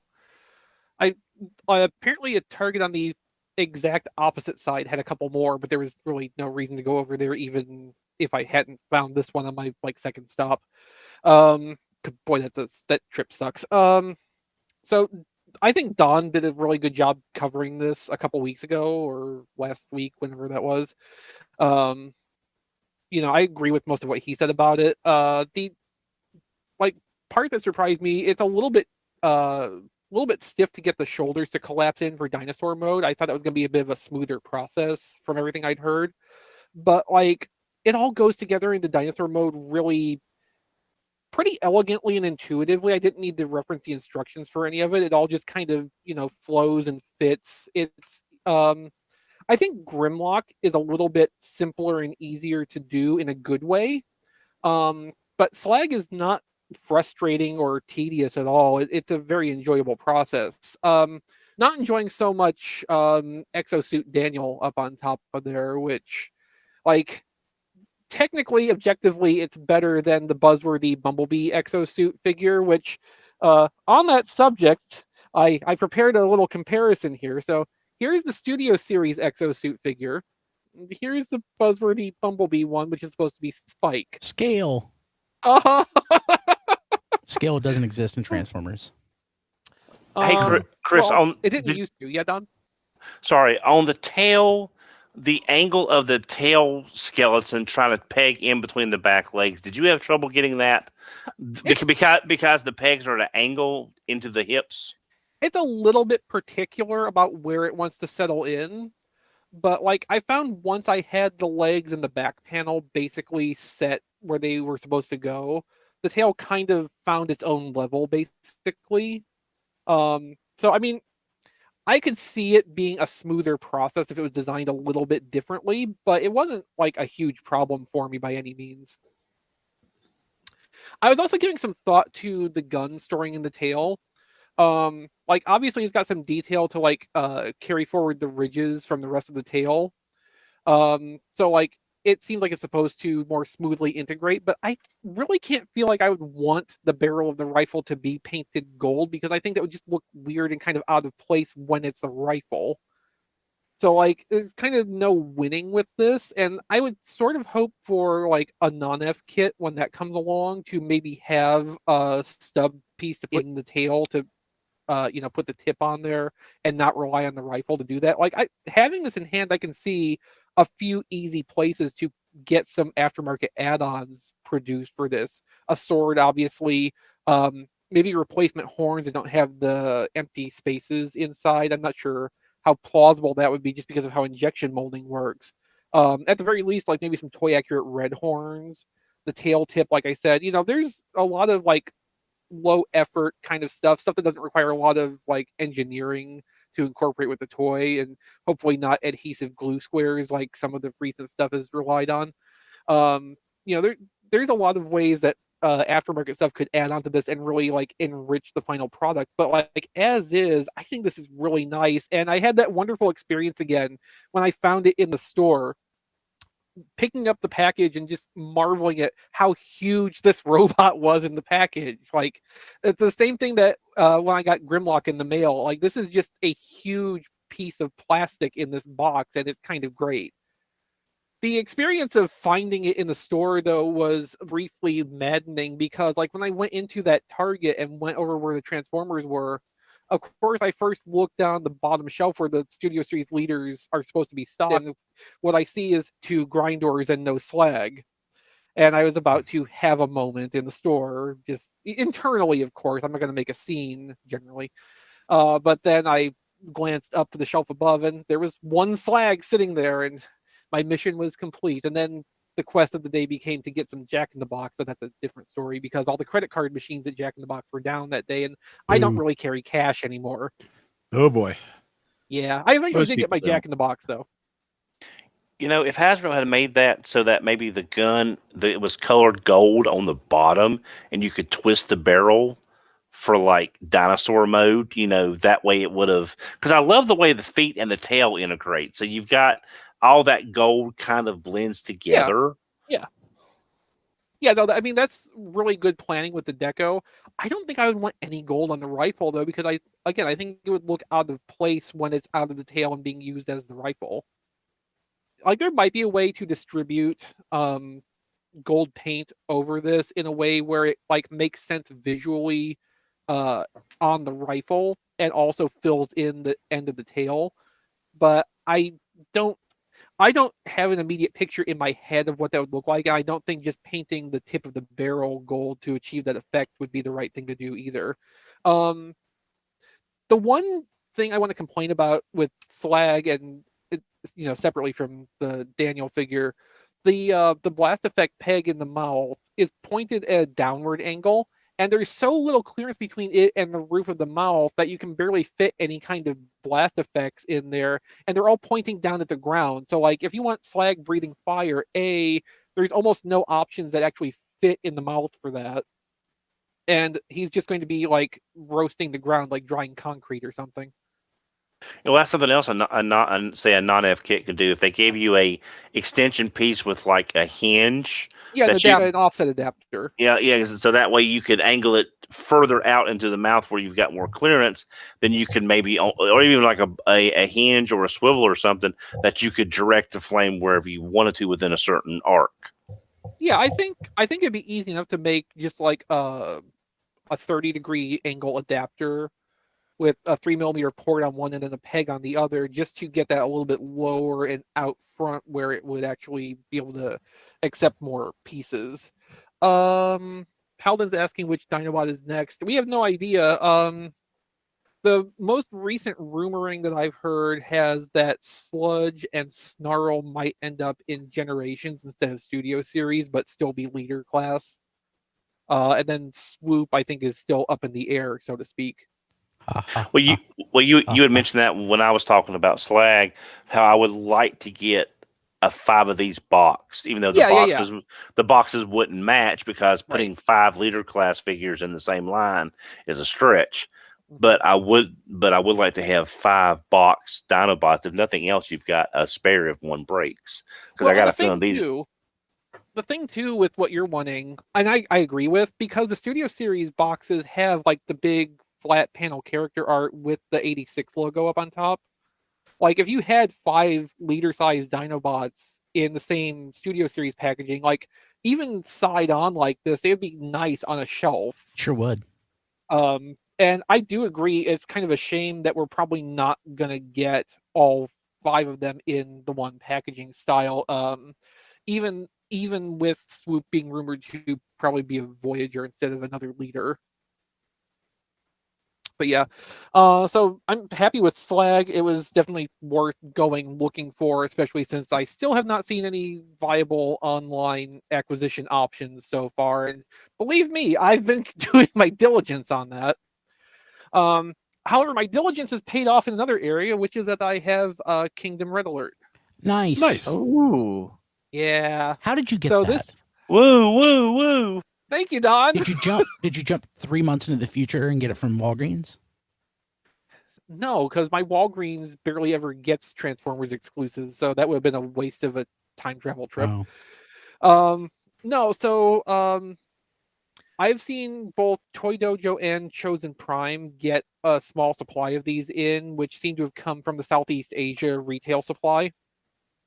So there was a little bit of a premium involved with this, but to save myself 3-ish months of waiting and the process of hunting around to the one Walgreens that's actually in town where I live, or the possibility of driving, tens of miles to one other one that's anywhere nearby.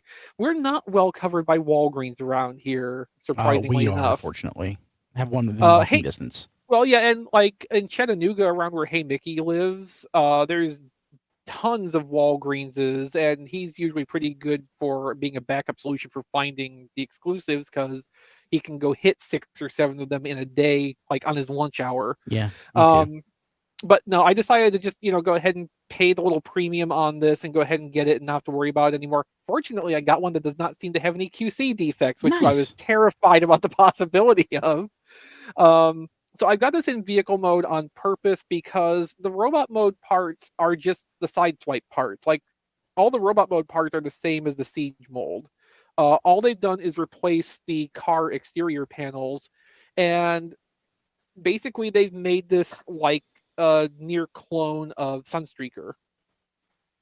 Okay. So Red Alert will match Cordon, for instance, if you have that set. Of course, Sideswipe will be a good match in vehicle mode for Sunstreaker, or Spin Out if you prefer.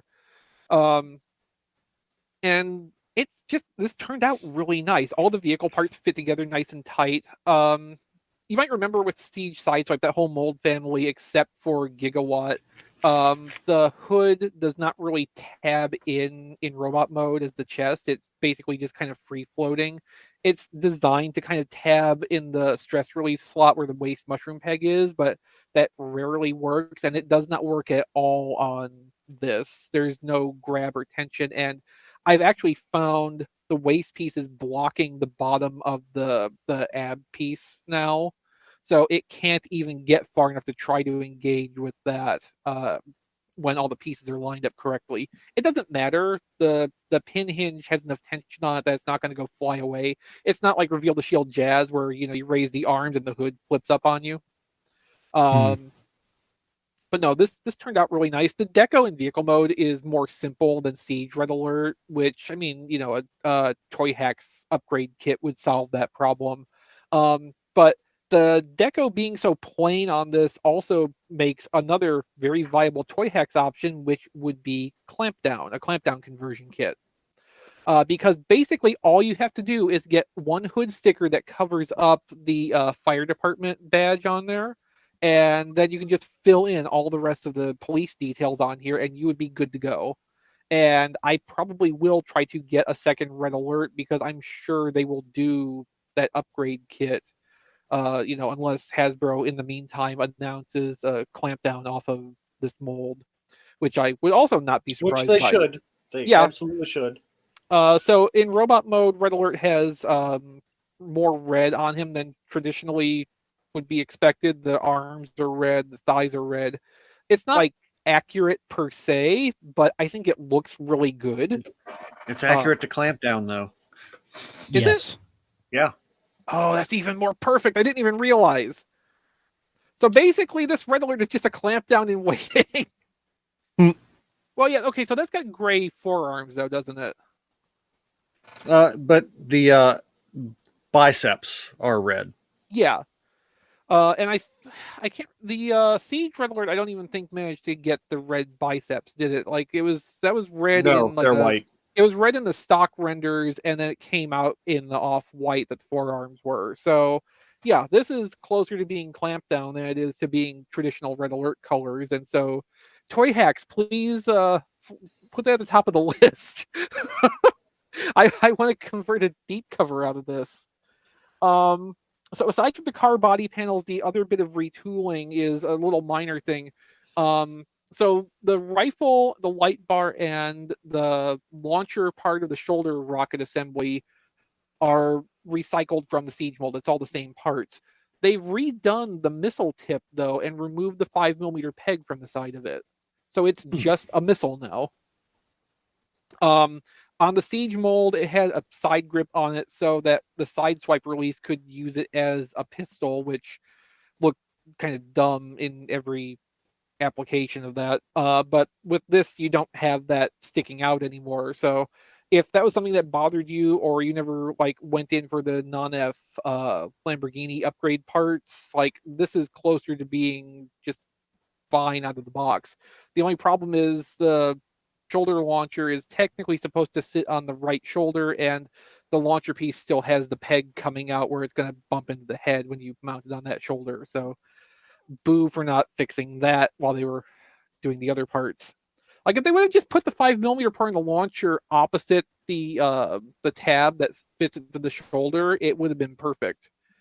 All functions would have been solved, and it wouldn't have mattered what side you put it on anymore. So that's good, and unless you're in Canada and can get them from EB Games right now. Big thanks, by the way, to our Canadian friends in our Discord, tfradio.net/Discord, who were making an effort to try to find extra Red Alerts to hook me up with one. Aww. That didn't end up working out, but I really appreciate the effort you put in trying to track one of those down for me. So that's all for on topic. I'll go quickly through my off topic stuff. So, Marvel Legends, I don't buy very much because just I don't want to, but recently they announced the modular armor Iron Man. So I pre-ordered that from Hasbro Pulse alongside, I think, one of the Shattered Glass pre-orders, just to get the whole order over the free shipping threshold. You already got yours? Yeah, this is from Pulse. I won't have mine for a couple days. Nice. That's all it comes with is 2 blast effects and 2 fists? Yeah, there's not even a build-a-figure part. Yeah, that's what I'm thinking. Since there's no build-a-figure part, they should have included some extra stuff. I was tweeting about this, Don. Yeah, I agree with you. So the modular armor Iron Man suit, the whole point of it was it could be adapted for different situations by applying equipment modules to it. So like they totally could have put in just some random, tech effect parts to clip on at the wrists or ankles or wherever. Just some meaningless stuff to fill this out and kind of make it fit more what the function is. Some different hands, boot jets, there's plenty of stuff they could have just recycled from other figures and put in here to make this feel a little bit more filled out. It does come across as being very bare bones. Like that was a disappointment. This is something that should have been like a deluxe release, like War Machine was. Yeah, with a ton more parts. Yeah. I look at that, Chris, and I think of Kamen Rider Forza, where they could do a set, because Forza had the add-on sets based on the switches, the launcher and all that. I mean, I can see them doing that somewhere down the road as an exclusive, or if there's other Iron Man figures that could work on, you could retroactively put parts on the modular. But as it sits, that's just kind of. Ugh. Yeah, this is a very bare release. If this had been if this had been a re-release of this figure on one of the retro cards, I could understand a shorter accessory loadout on that, because that just happens sometimes. Those don't always come with everything their original versions did. But as the primary release of this, yeah, it's a little bare bones. The other thing too, and this is a fairly particular complaint for me, I think, is just that it's red and then it's gold, where even the art they're using on the box, it looks yellow. I know the intent is more to be a metallic look, so the gold is thematically correct, I guess. It's correct to the intent, but I kind of want to look more like what the art literally looks like. You know what I mean? I would be a little happier with this if the off color was yellow instead of gold, and I think there is enough possibility that this will come out again in a retro card release, and they might modify the deco then to be yellow to play up that comic accuracy angle of that a little bit more, and maybe include some more hands that time, but probably not. Some of the Iron Man 2 figures had a comic series figures had a really nice pearlescent yellow kind of color that would probably look really good on that. Yeah, because of course I bought some of those. I like the neoclassic armor, the Mega Man boots one, but without boots. Yeah. Something like that probably would be more like what I'm expecting. There's also it's probably not going to show up on camera because it just depends how the light hits it. There's a slight translucency to some of the red because it's pure plastic color and not painted over. It's not the worst thing because a polished paint job will have a very similar effect, so it's kind of killing two birds with one stone. But knowing materials and toys as I do, I can help us see as the lesser of the two options. Yeah. Still though, especially compared to the Toy Biz take on this from many years ago, which came in a 2-pack with the Mandarin, this is a much better rendition of this armor, and this is probably my favorite Iron Man armor because it's the one that I was introduced to Iron Man on. So it's in my head the default appearance of Iron Man, and I'm very happy on that basis to get this. And eventually, when I do open this and get War Machine back out, they're going to look pretty cool together. So that was definitely a worthwhile purchase just to beat a free shipping minimum. I actually bought this just Monday night, I think, on Twitter from me and Rob's friend Tally. The robot Damashi Gelgug Jaeger. Man, that's quick shipping. Well, she's just in Chattanooga, actually. That'll do it. Yeah. Okay, so the Gelgug Jaeger, since Brian said he didn't know what this is, he opened the door to this. So everybody listening, blame him. The Gelgug Jaeger comes from Gundam 0080 War in the Pocket, which was the first direct-to-video Gundam side story. And in the context of that, this was a simulator mission unit that was supposed to represent Char's Gelgug.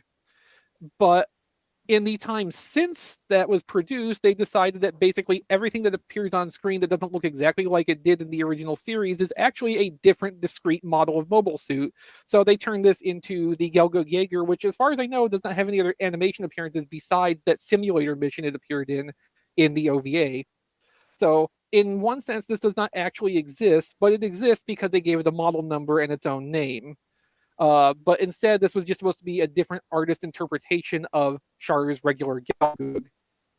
And that's true of basically every mobile suit model that appears in 0080. They just all have their own model numbers now because they don't look like they originally looked. I got this for $45 shipped, which, if anybody knows, Robot Damashi pricing is a very good deal. Yeah. It's open but complete, and I'm pretty happy with this. And it's not supposed to go with the Perfect Gundam that I got cheap off of Amazon a little while back, but it'll do. It'll certainly do a little bit better than the Robot Damashi Perfect Zeong, which is a premium Bandai exclusive, and I think cost almost $200. So I'm probably not getting that. Not unless it turns up on Amazon for $40. I'm not holding my breath. No, me either. It's a shame too, because I've always wanted a Perfect Zeong. Yeah. And then yesterday, when I was out getting slag, the new wave of G-frame figures was out at a couple of the Targets I went to.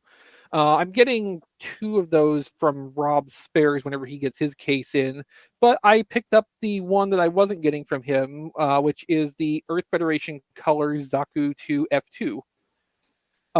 Which, again, this is from Gundam 0083, Stardust Memory, and I don't think at the time was intended to be a different model of Zaku. It was just an updated interpretation of what a Zaku looks like, but then retroactively it became a new model of mobile suit. So pretty much the Zaku F2 and a bunch of the other mobile suits from 0083, like the Jim Kai, were originally designed for Hajime Katoki's sequel to Gundam Sentinel, which was set in UC 0079. As opposed to somewhere around Zeta Gundam, which is where the original Sentinel happened. And that project got scrapped, but they just recycled all of the designs from that into 0083. That explains why there's a bunch of weird one-off designs in especially the first couple episodes of 83. Yeah, so having all these things be their own discrete model numbers and everything certainly makes marketing model kits easier. So I, can't blame them for going this route with it. It's just, it kind of ridiculous when you look at it from the outside larger view of there's 7,500 different mobile suit designs that all got developed in the space of 6 months in story. It's only a slight exaggeration. But yeah, so I've got now the Super Gundam that I got from Amazon Japan on Rob's recommendation. The prototype Gundam that I got a few weeks ago when I was looking for slag the last time and didn't find it. Now I have this. And then Rob's got the Xeon Colors Zaku F2, or will have that for me, and the Buster Gundam. And I'm sure I'll end up with some more of these as the line progresses because I, certainly need something else to start buying, don't I? Yeah. I also have I think it's a narrative Gundam and a standard Zaku 2 set aside for you from the last case of these I bought. Oh, okay. So I'm going to have even more of them as it turns out. And yeah, one of the big appeals to this for me is that the smaller figures are more or less in scale with the old MS and Action line that Chris and I absolutely adored. And so yeah, it's just being able to get more things that more or less fit in with those after the line's been defunct for like 15 years. That is a really nice thing. And the Super Gundam was like a perfect gateway purchase for me because they were going to bring Zeta Gundam over and dub it and put it on Cartoon Network like they did with Gundam Wing. And then somebody decided, no, we're not going to air that after all. So Bandai had developed a bunch of prototypes for Mobile Suits in Action in 2001, 2002 for Zeta Gundam, and it all had to be canceled because the show wasn't going to be aired anymore. And one of those things was a deluxe and vehicle set of the Gundam Mark II and G Defensor Super Gundam. And like ever since I learned that was a thing and got canceled, and then they never revisited it in Mobile Suits in Action in Japan or even the extended line. I wanted a Super Gundam in this scale forever. So like that was the perfect thing to get me into this, and now it's just kind of snowballing from there. So sigh, deep sigh. Anyway, Brian, you can start paying attention again because I'm done now. Okay. Anybody else have anything? I got a couple of things. Okay. Mind if I go down? I'll be short. Go ahead. I got Paleotrex and Wingfinger, and they're both fairly decent. When you open them both at the same time, Wingfinger does not seem as sparse as it probably does on its own. Like when you have both of those side by side, the parts count, the dimensions of them, they seem a little bit more reasonable. It's just that Wingfinger's robot mode really needed reconsidered. It is not very good looking at all. And I'm also trying to figure out why it seems to have a second robot head built into the back of the pterosaur skull, I think. I'm not sure I think the intent of that is like a quote unquote Easter egg feature for fossilizer combiners. Okay. Oh, okay, cool. That makes sense. But they're both nice figures. I'm gonna have to dig out the third one whose name escapes me at the moment, that I got a little bit a while back. Ractonite, yes, I had that for a while. So yeah, I'll have to mess with those a little bit, but I did at least finally get them, so I'm happy with that. I think that is actually everything I've gotten this week. Cool, Don. Not a lot, because as I was checking a while ago, my order that I've been waiting for 2.5 weeks from China is arrived in Greensboro for delivery tomorrow. Nice. Yeah, so that'll be a next week topic. This week, big shout out to my friend Icon45 on Twitter. He said that GameStop had some things I was kind of on the fence on in stock. I had a $10 gift card when I renewed my Power Rewards thing. So I basically got Scorponok for half price. And I see some issues with him. So I watched his videos, but he looks pretty good. I like the way everything kind of fits together. It's beast mode, but everything isn't quite hanging out like you could have had with this figure. So that looks pretty good. And but that also gave him some shortcomings. Yeah, he's a little short, but that's okay. I'm not going to worry about that. Either way, half price is about right for that. Yeah, and then I decided to go ahead and get Transmutate. I've been on the fence with her. Oh, where'd you get it from? GameStop. Again, basically, I paid regular price for Transmutate, and I got basically the Scorponok for half off. That's the way I'm distributing the money. I was on the fence about her. I decided there's not that many Transmutate figures, and I can kind of see this being what she would have been in the show had the pod not malfunctioned. So I can work with that. I can live with that. But that's really it. Everything I've got is en route or pending, because my Amazon order shipped 2 months early with no notification, so I should have that tomorrow as well. Yeah, Transmutate's actually come in stock a few places I've seen so far. GameStop among them. A couple of the out of the way shops that I keep an eye on for certain things like that. But I haven't felt enough of a priority with Transmutate to like switch my pre-order off of Big Bad Toy Store onto one of those other places. Yeah, same.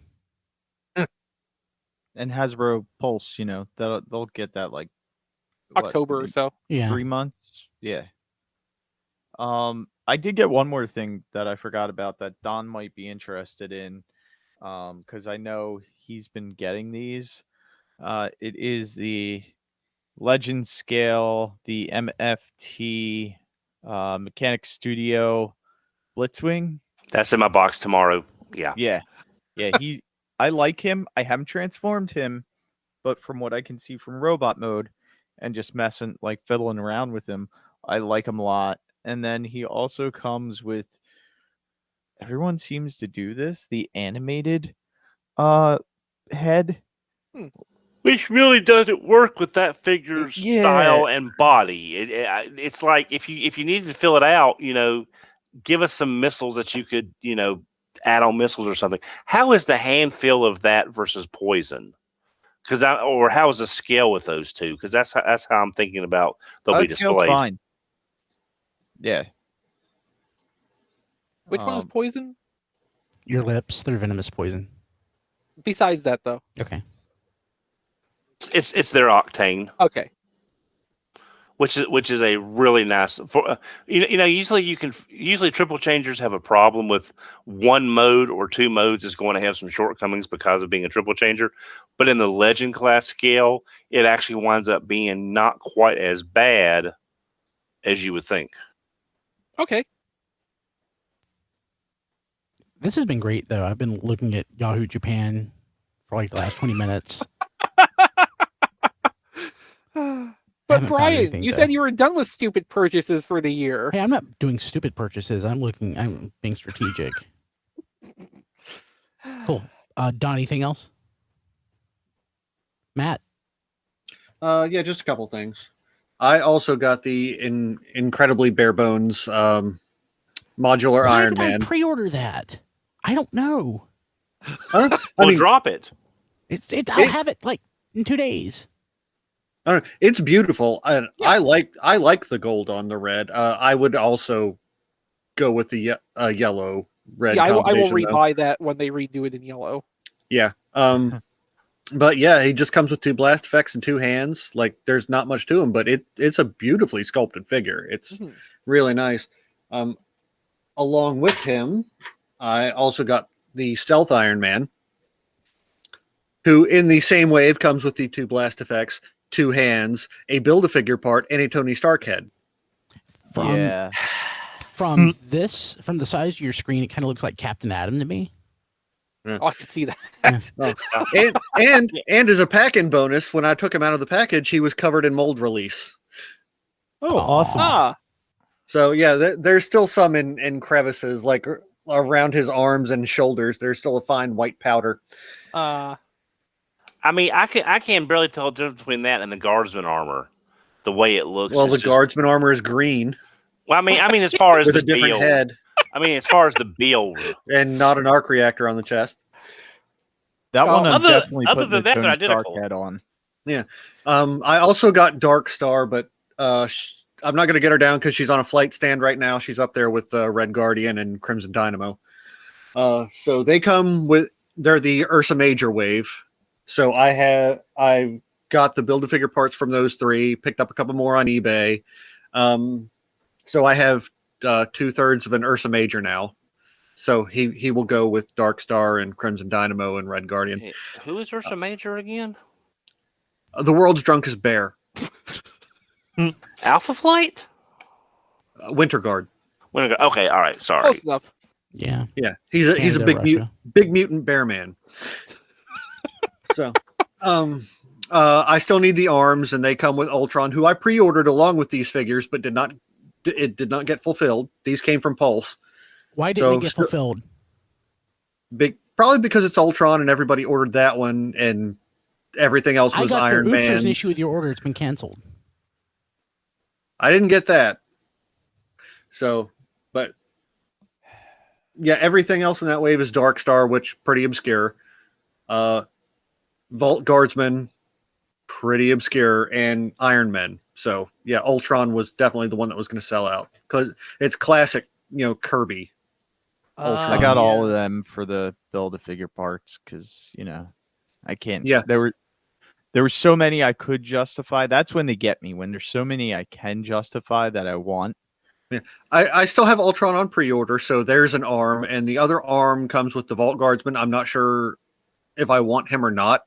Like, that's something I could technically put with a U.S. agent whenever they make a proper one, but I don't know if I need that. I might just eBay that arm.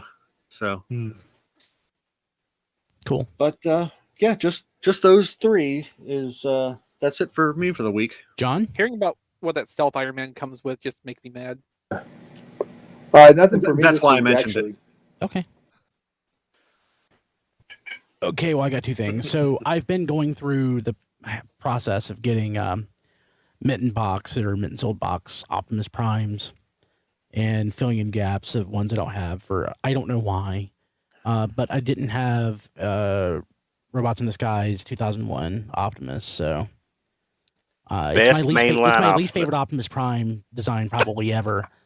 But it is technically an Optimus Prime. I think you meant everyone's least favorite. Everyone's least favorite, yeah. So I hate you both so much. I have one too. Flames. I have one too. That was one of my TFCon purchases last time. Yeah. So this is one. Here's how much I don't care for that toy.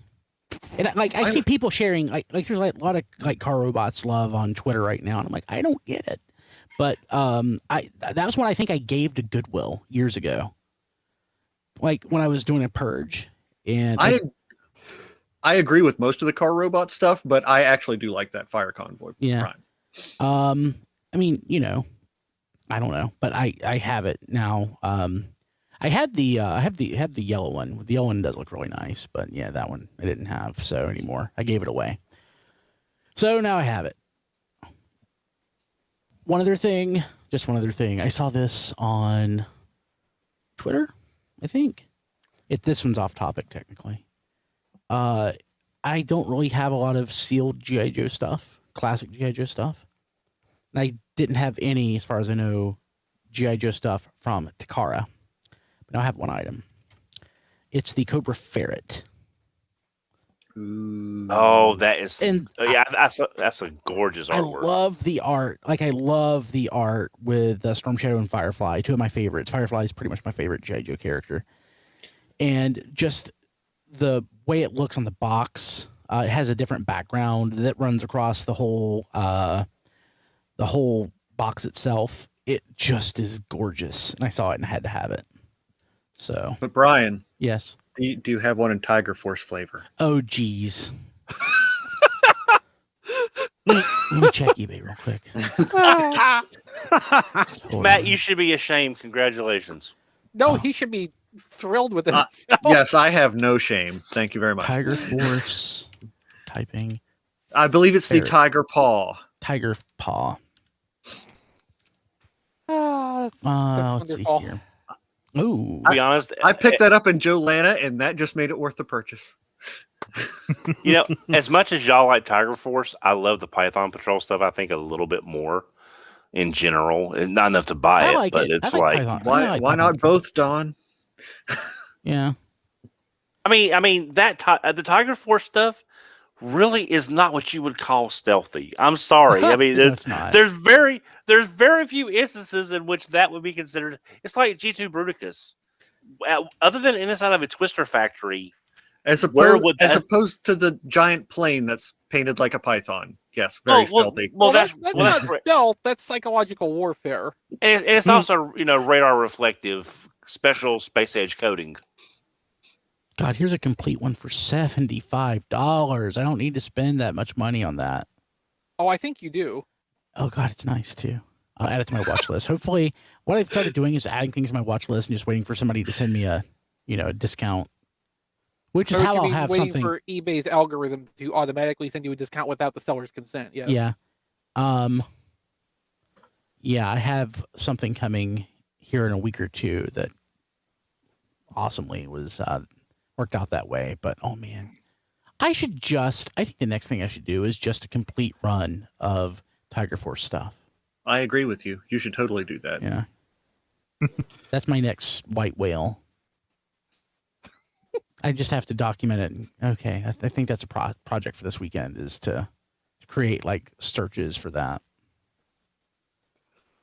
Okay, that's it. That's it for me. So let me thank our patrons at the Touch tier, patreon.com/tfradio. I want to thank all our patrons, but we're obligated to thank our patrons at the Touch tier. You can find this list at tfradio.net/credits. And I'm trying to pull it up right now as I delay. But patrons at this tier get all sorts of awesome benefits like being mentioned on this, and you also get to be on our History on the Fives podcast. It's great. I want to thank your patrons: Kevin Dorsey, Ryan Bona, Cheesy Patty, Emmett Stresovich, Rabbits, Hector Bones, Jonathan James, Nathan Sampy, Ness, Joey Russell, Jason Hiley, Mike Mallory, Jason W. Rye, Sean Hamilton, Jacob Owen Lutzia, Sean Bratton, Spider Bob, Mighty Orbots, Black and White, now in color, Nate Wilson, and Cybertron Toys. So again, these folks are all eligible to be on our History on the Fives podcast. And funny enough, so we've built a nice little community around that podcast. And so Sean Bratton is a DJ in Indiana. And he actually had on his radio show, he actually had Sean Hamilton on there last week. So that's just kind of cute how that worked out. I like that. I thought that was awesome. So, Sean, I still haven't heard the clip that was on the air. So if you can send it my way, I'd love to hear that. So special additional shout out and congratulations to Ness, who just had his second child induced yesterday. Oh my gosh! Hey. I missed congrats. that. How did I miss that? Wait, wasn't his wife induced and then he had his second child? Yeah, Details. Congratulations. Yeah, that's awesome. Definitely congratulations. And also, if we record for, like 2 more hours, it's your it'll be my birthday. birthday. Yeah. So happy birthday. Happy we have birthday. to record for 2 more hours. No. No, we don't. No, we you can't do that. I'm sorry. You will not have me for 2 more hours. Action figure expert in the YouTube channel, which I'm actually looking at, said, "Good luck on the UK Tiger Force figures." That's a good point. Now, it could be worse, Brian. It could be going after the Action Force Red Shadow stuff. That stuff pops up. It's just really expensive. Yeah, because my friend Fred on Twitter @FilesFred, he's been looking for the skull thing. Oh my God, it's $400 for hit and run. Yeah. There was also some G.I. Joe Collectors Club exclusive Tiger Force stuff, I believe. That's 25th anniversary stuff. No, I mean, I think before the 25th anniversary rolled around, like early 2000s, I believe they did some. Oh dear God. Okay, maybe this is not. This is the gift that keeps on giving. I think also a South American set, maybe. I think you're right. I think I've heard of that. Oh no. Okay, maybe not. Okay. Hey, you can find us. You see why I'm encouraging this. Yeah, you can find us on Twitter at TF Radio, on Facebook at facebook.com/TF Radio. We're on YouTube. Subscribe to our YouTube channel, please. Please. You can find basically everything at tfradio.net. Rob Springer is back home from the hospital, so we're sending positive vibes Rob's way. Hooray! So get feeling better, sir. Take care of yourself. He can be found at zonebase.org and at RoboRobSpringer on Twitter. I'm on Twitter at bkilby, and my website and stuff is at briankilby.com. So, John, how do people get a hold of you? That John D everywhere. Awesome. Don. I've been found on Twitter at HMRC, the number 4, EVR. Diecast. You can follow me on Twitter at Diecast2. You can like my Facebook page at Reviews by Diecast. You can see all my reviews at tfradio.net/reviews. And if you want to do something nice for me, tfradio.net/diecast list. Sweet. Rob. I'm on Twitter at Rob Flails and Figure Reviewers. Rob Flails is the Twitter for Flail Throughs, my YouTube channel. Still doing Gundam Battle Operation 2, which is just about to hit its 3rd anniversary and add a bunch of hopefully neat stuff that we're going to find out about sometime between this week and next. Also playing G Generation Genesis, which Chris gave me for my birthday and is a lot of fun. And it's backfired on me because now I want a copy of it too. tfradio.net/Chris list. I believe it is on his wish list. So go check that out. And if you want to see my wish list, it is at tfradio.net/Claylist. Did you plug your Patreon? Oh, patreon.com/flailthroughs. If you like what I do at YouTube, you can request specific mobile suits in Gundam Battle Operation 2, or like I said, I guess G Generation as well, because it has a lot of them. Sweet. Chris. So yes, Amazon wishlist at tfradio.net/Chris list. Thank you, Rob, for plugging that for me. Sure. You can follow me on Twitter personally at ChrisRTXV. I tweet about things, I guess, toy-related things. I spent some time today talking about why Pudgy Pig is $58 in, my assessment of it. For toy photography things, you can follow at Play with Photos. That's where just random photos I take end up, and eventually that kind of stuff will get collected maybe in galleries and things like that on playwithphotography.com. There's, of course, an archive of stuff there that I've done previously. So definitely worth checking that out. You can see how my style has changed like every other week for the last 3 or 4 years.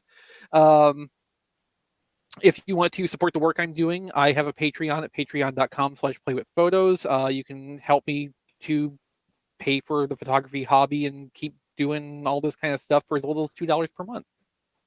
I think that's everything. Sweet. Okay.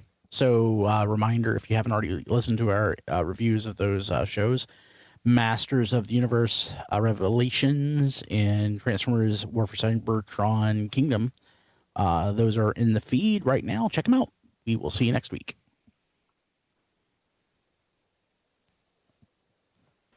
I did record the podcast this week. Nice. Okay. Huh. Yeah, this is getting expensive. I was thinking vehicles. I wasn't thinking the action figures. But still. Oh, Brian, don't you know about the Argentinian Tiger Force USS flag? No.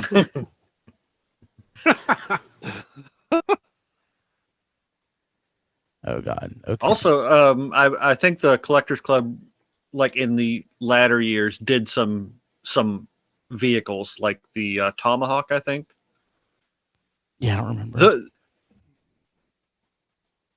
No, I don't think it was the Tomahawk. Whatever the big troop carrier helicopter is with the twin rotor blades. Yeah, that's the Tomahawk, isn't it? I believe it is. Yeah, okay. I was thinking Dragonfly. Yeah, so they did a Tiger Tomahawk, and that is like those are the the old molds, so that would go with the old figures. That doesn't necessarily fit in with the 25th anniversary stuff specifically. Yeah, it's also like $500. Maybe this is I don't know. Yeah, man. Okay.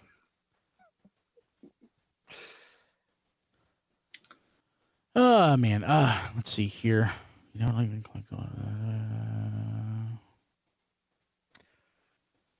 So I'm on Twitter. This person's actually. I like how they're laying it on the table. I tweeted out my review of Masters of the Universe. Masters of the Universe, and the guy responded. And at first, I'm I don't follow him. He doesn't follow me. He doesn't follow like anybody I follow. So I usually expect those tweets to be like adversarial, because like, how did you come across this? Like how did you even see it?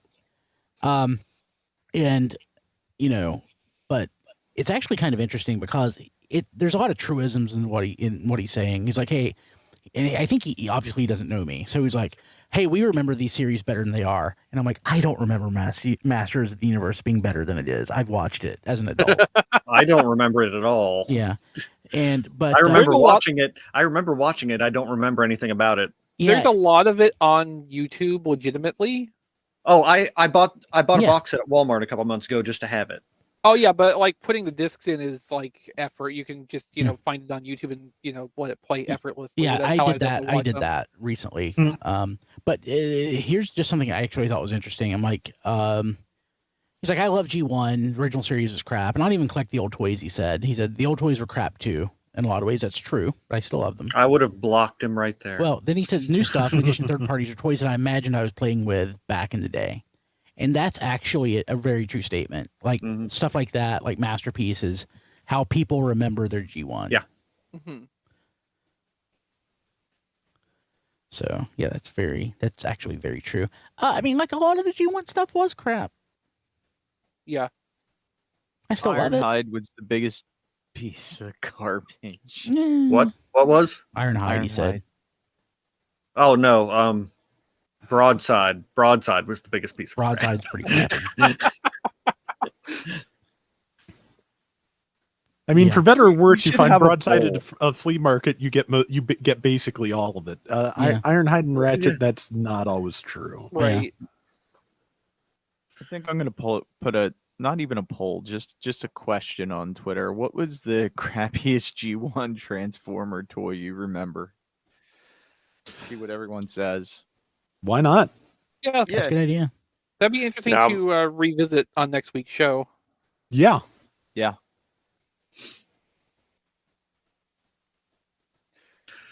Yeah, no, I mean, there's a reason that I want to, make a G1 collection out of Generations and not actual G1 toys. Mm-hmm. Outside of a select few things, it's like, despite having Titan's Return Overlord, which I think represents the character well, I still would someday like to have a G1 Overlord because of the playset fact, the It's a the great toy. experience of that toy.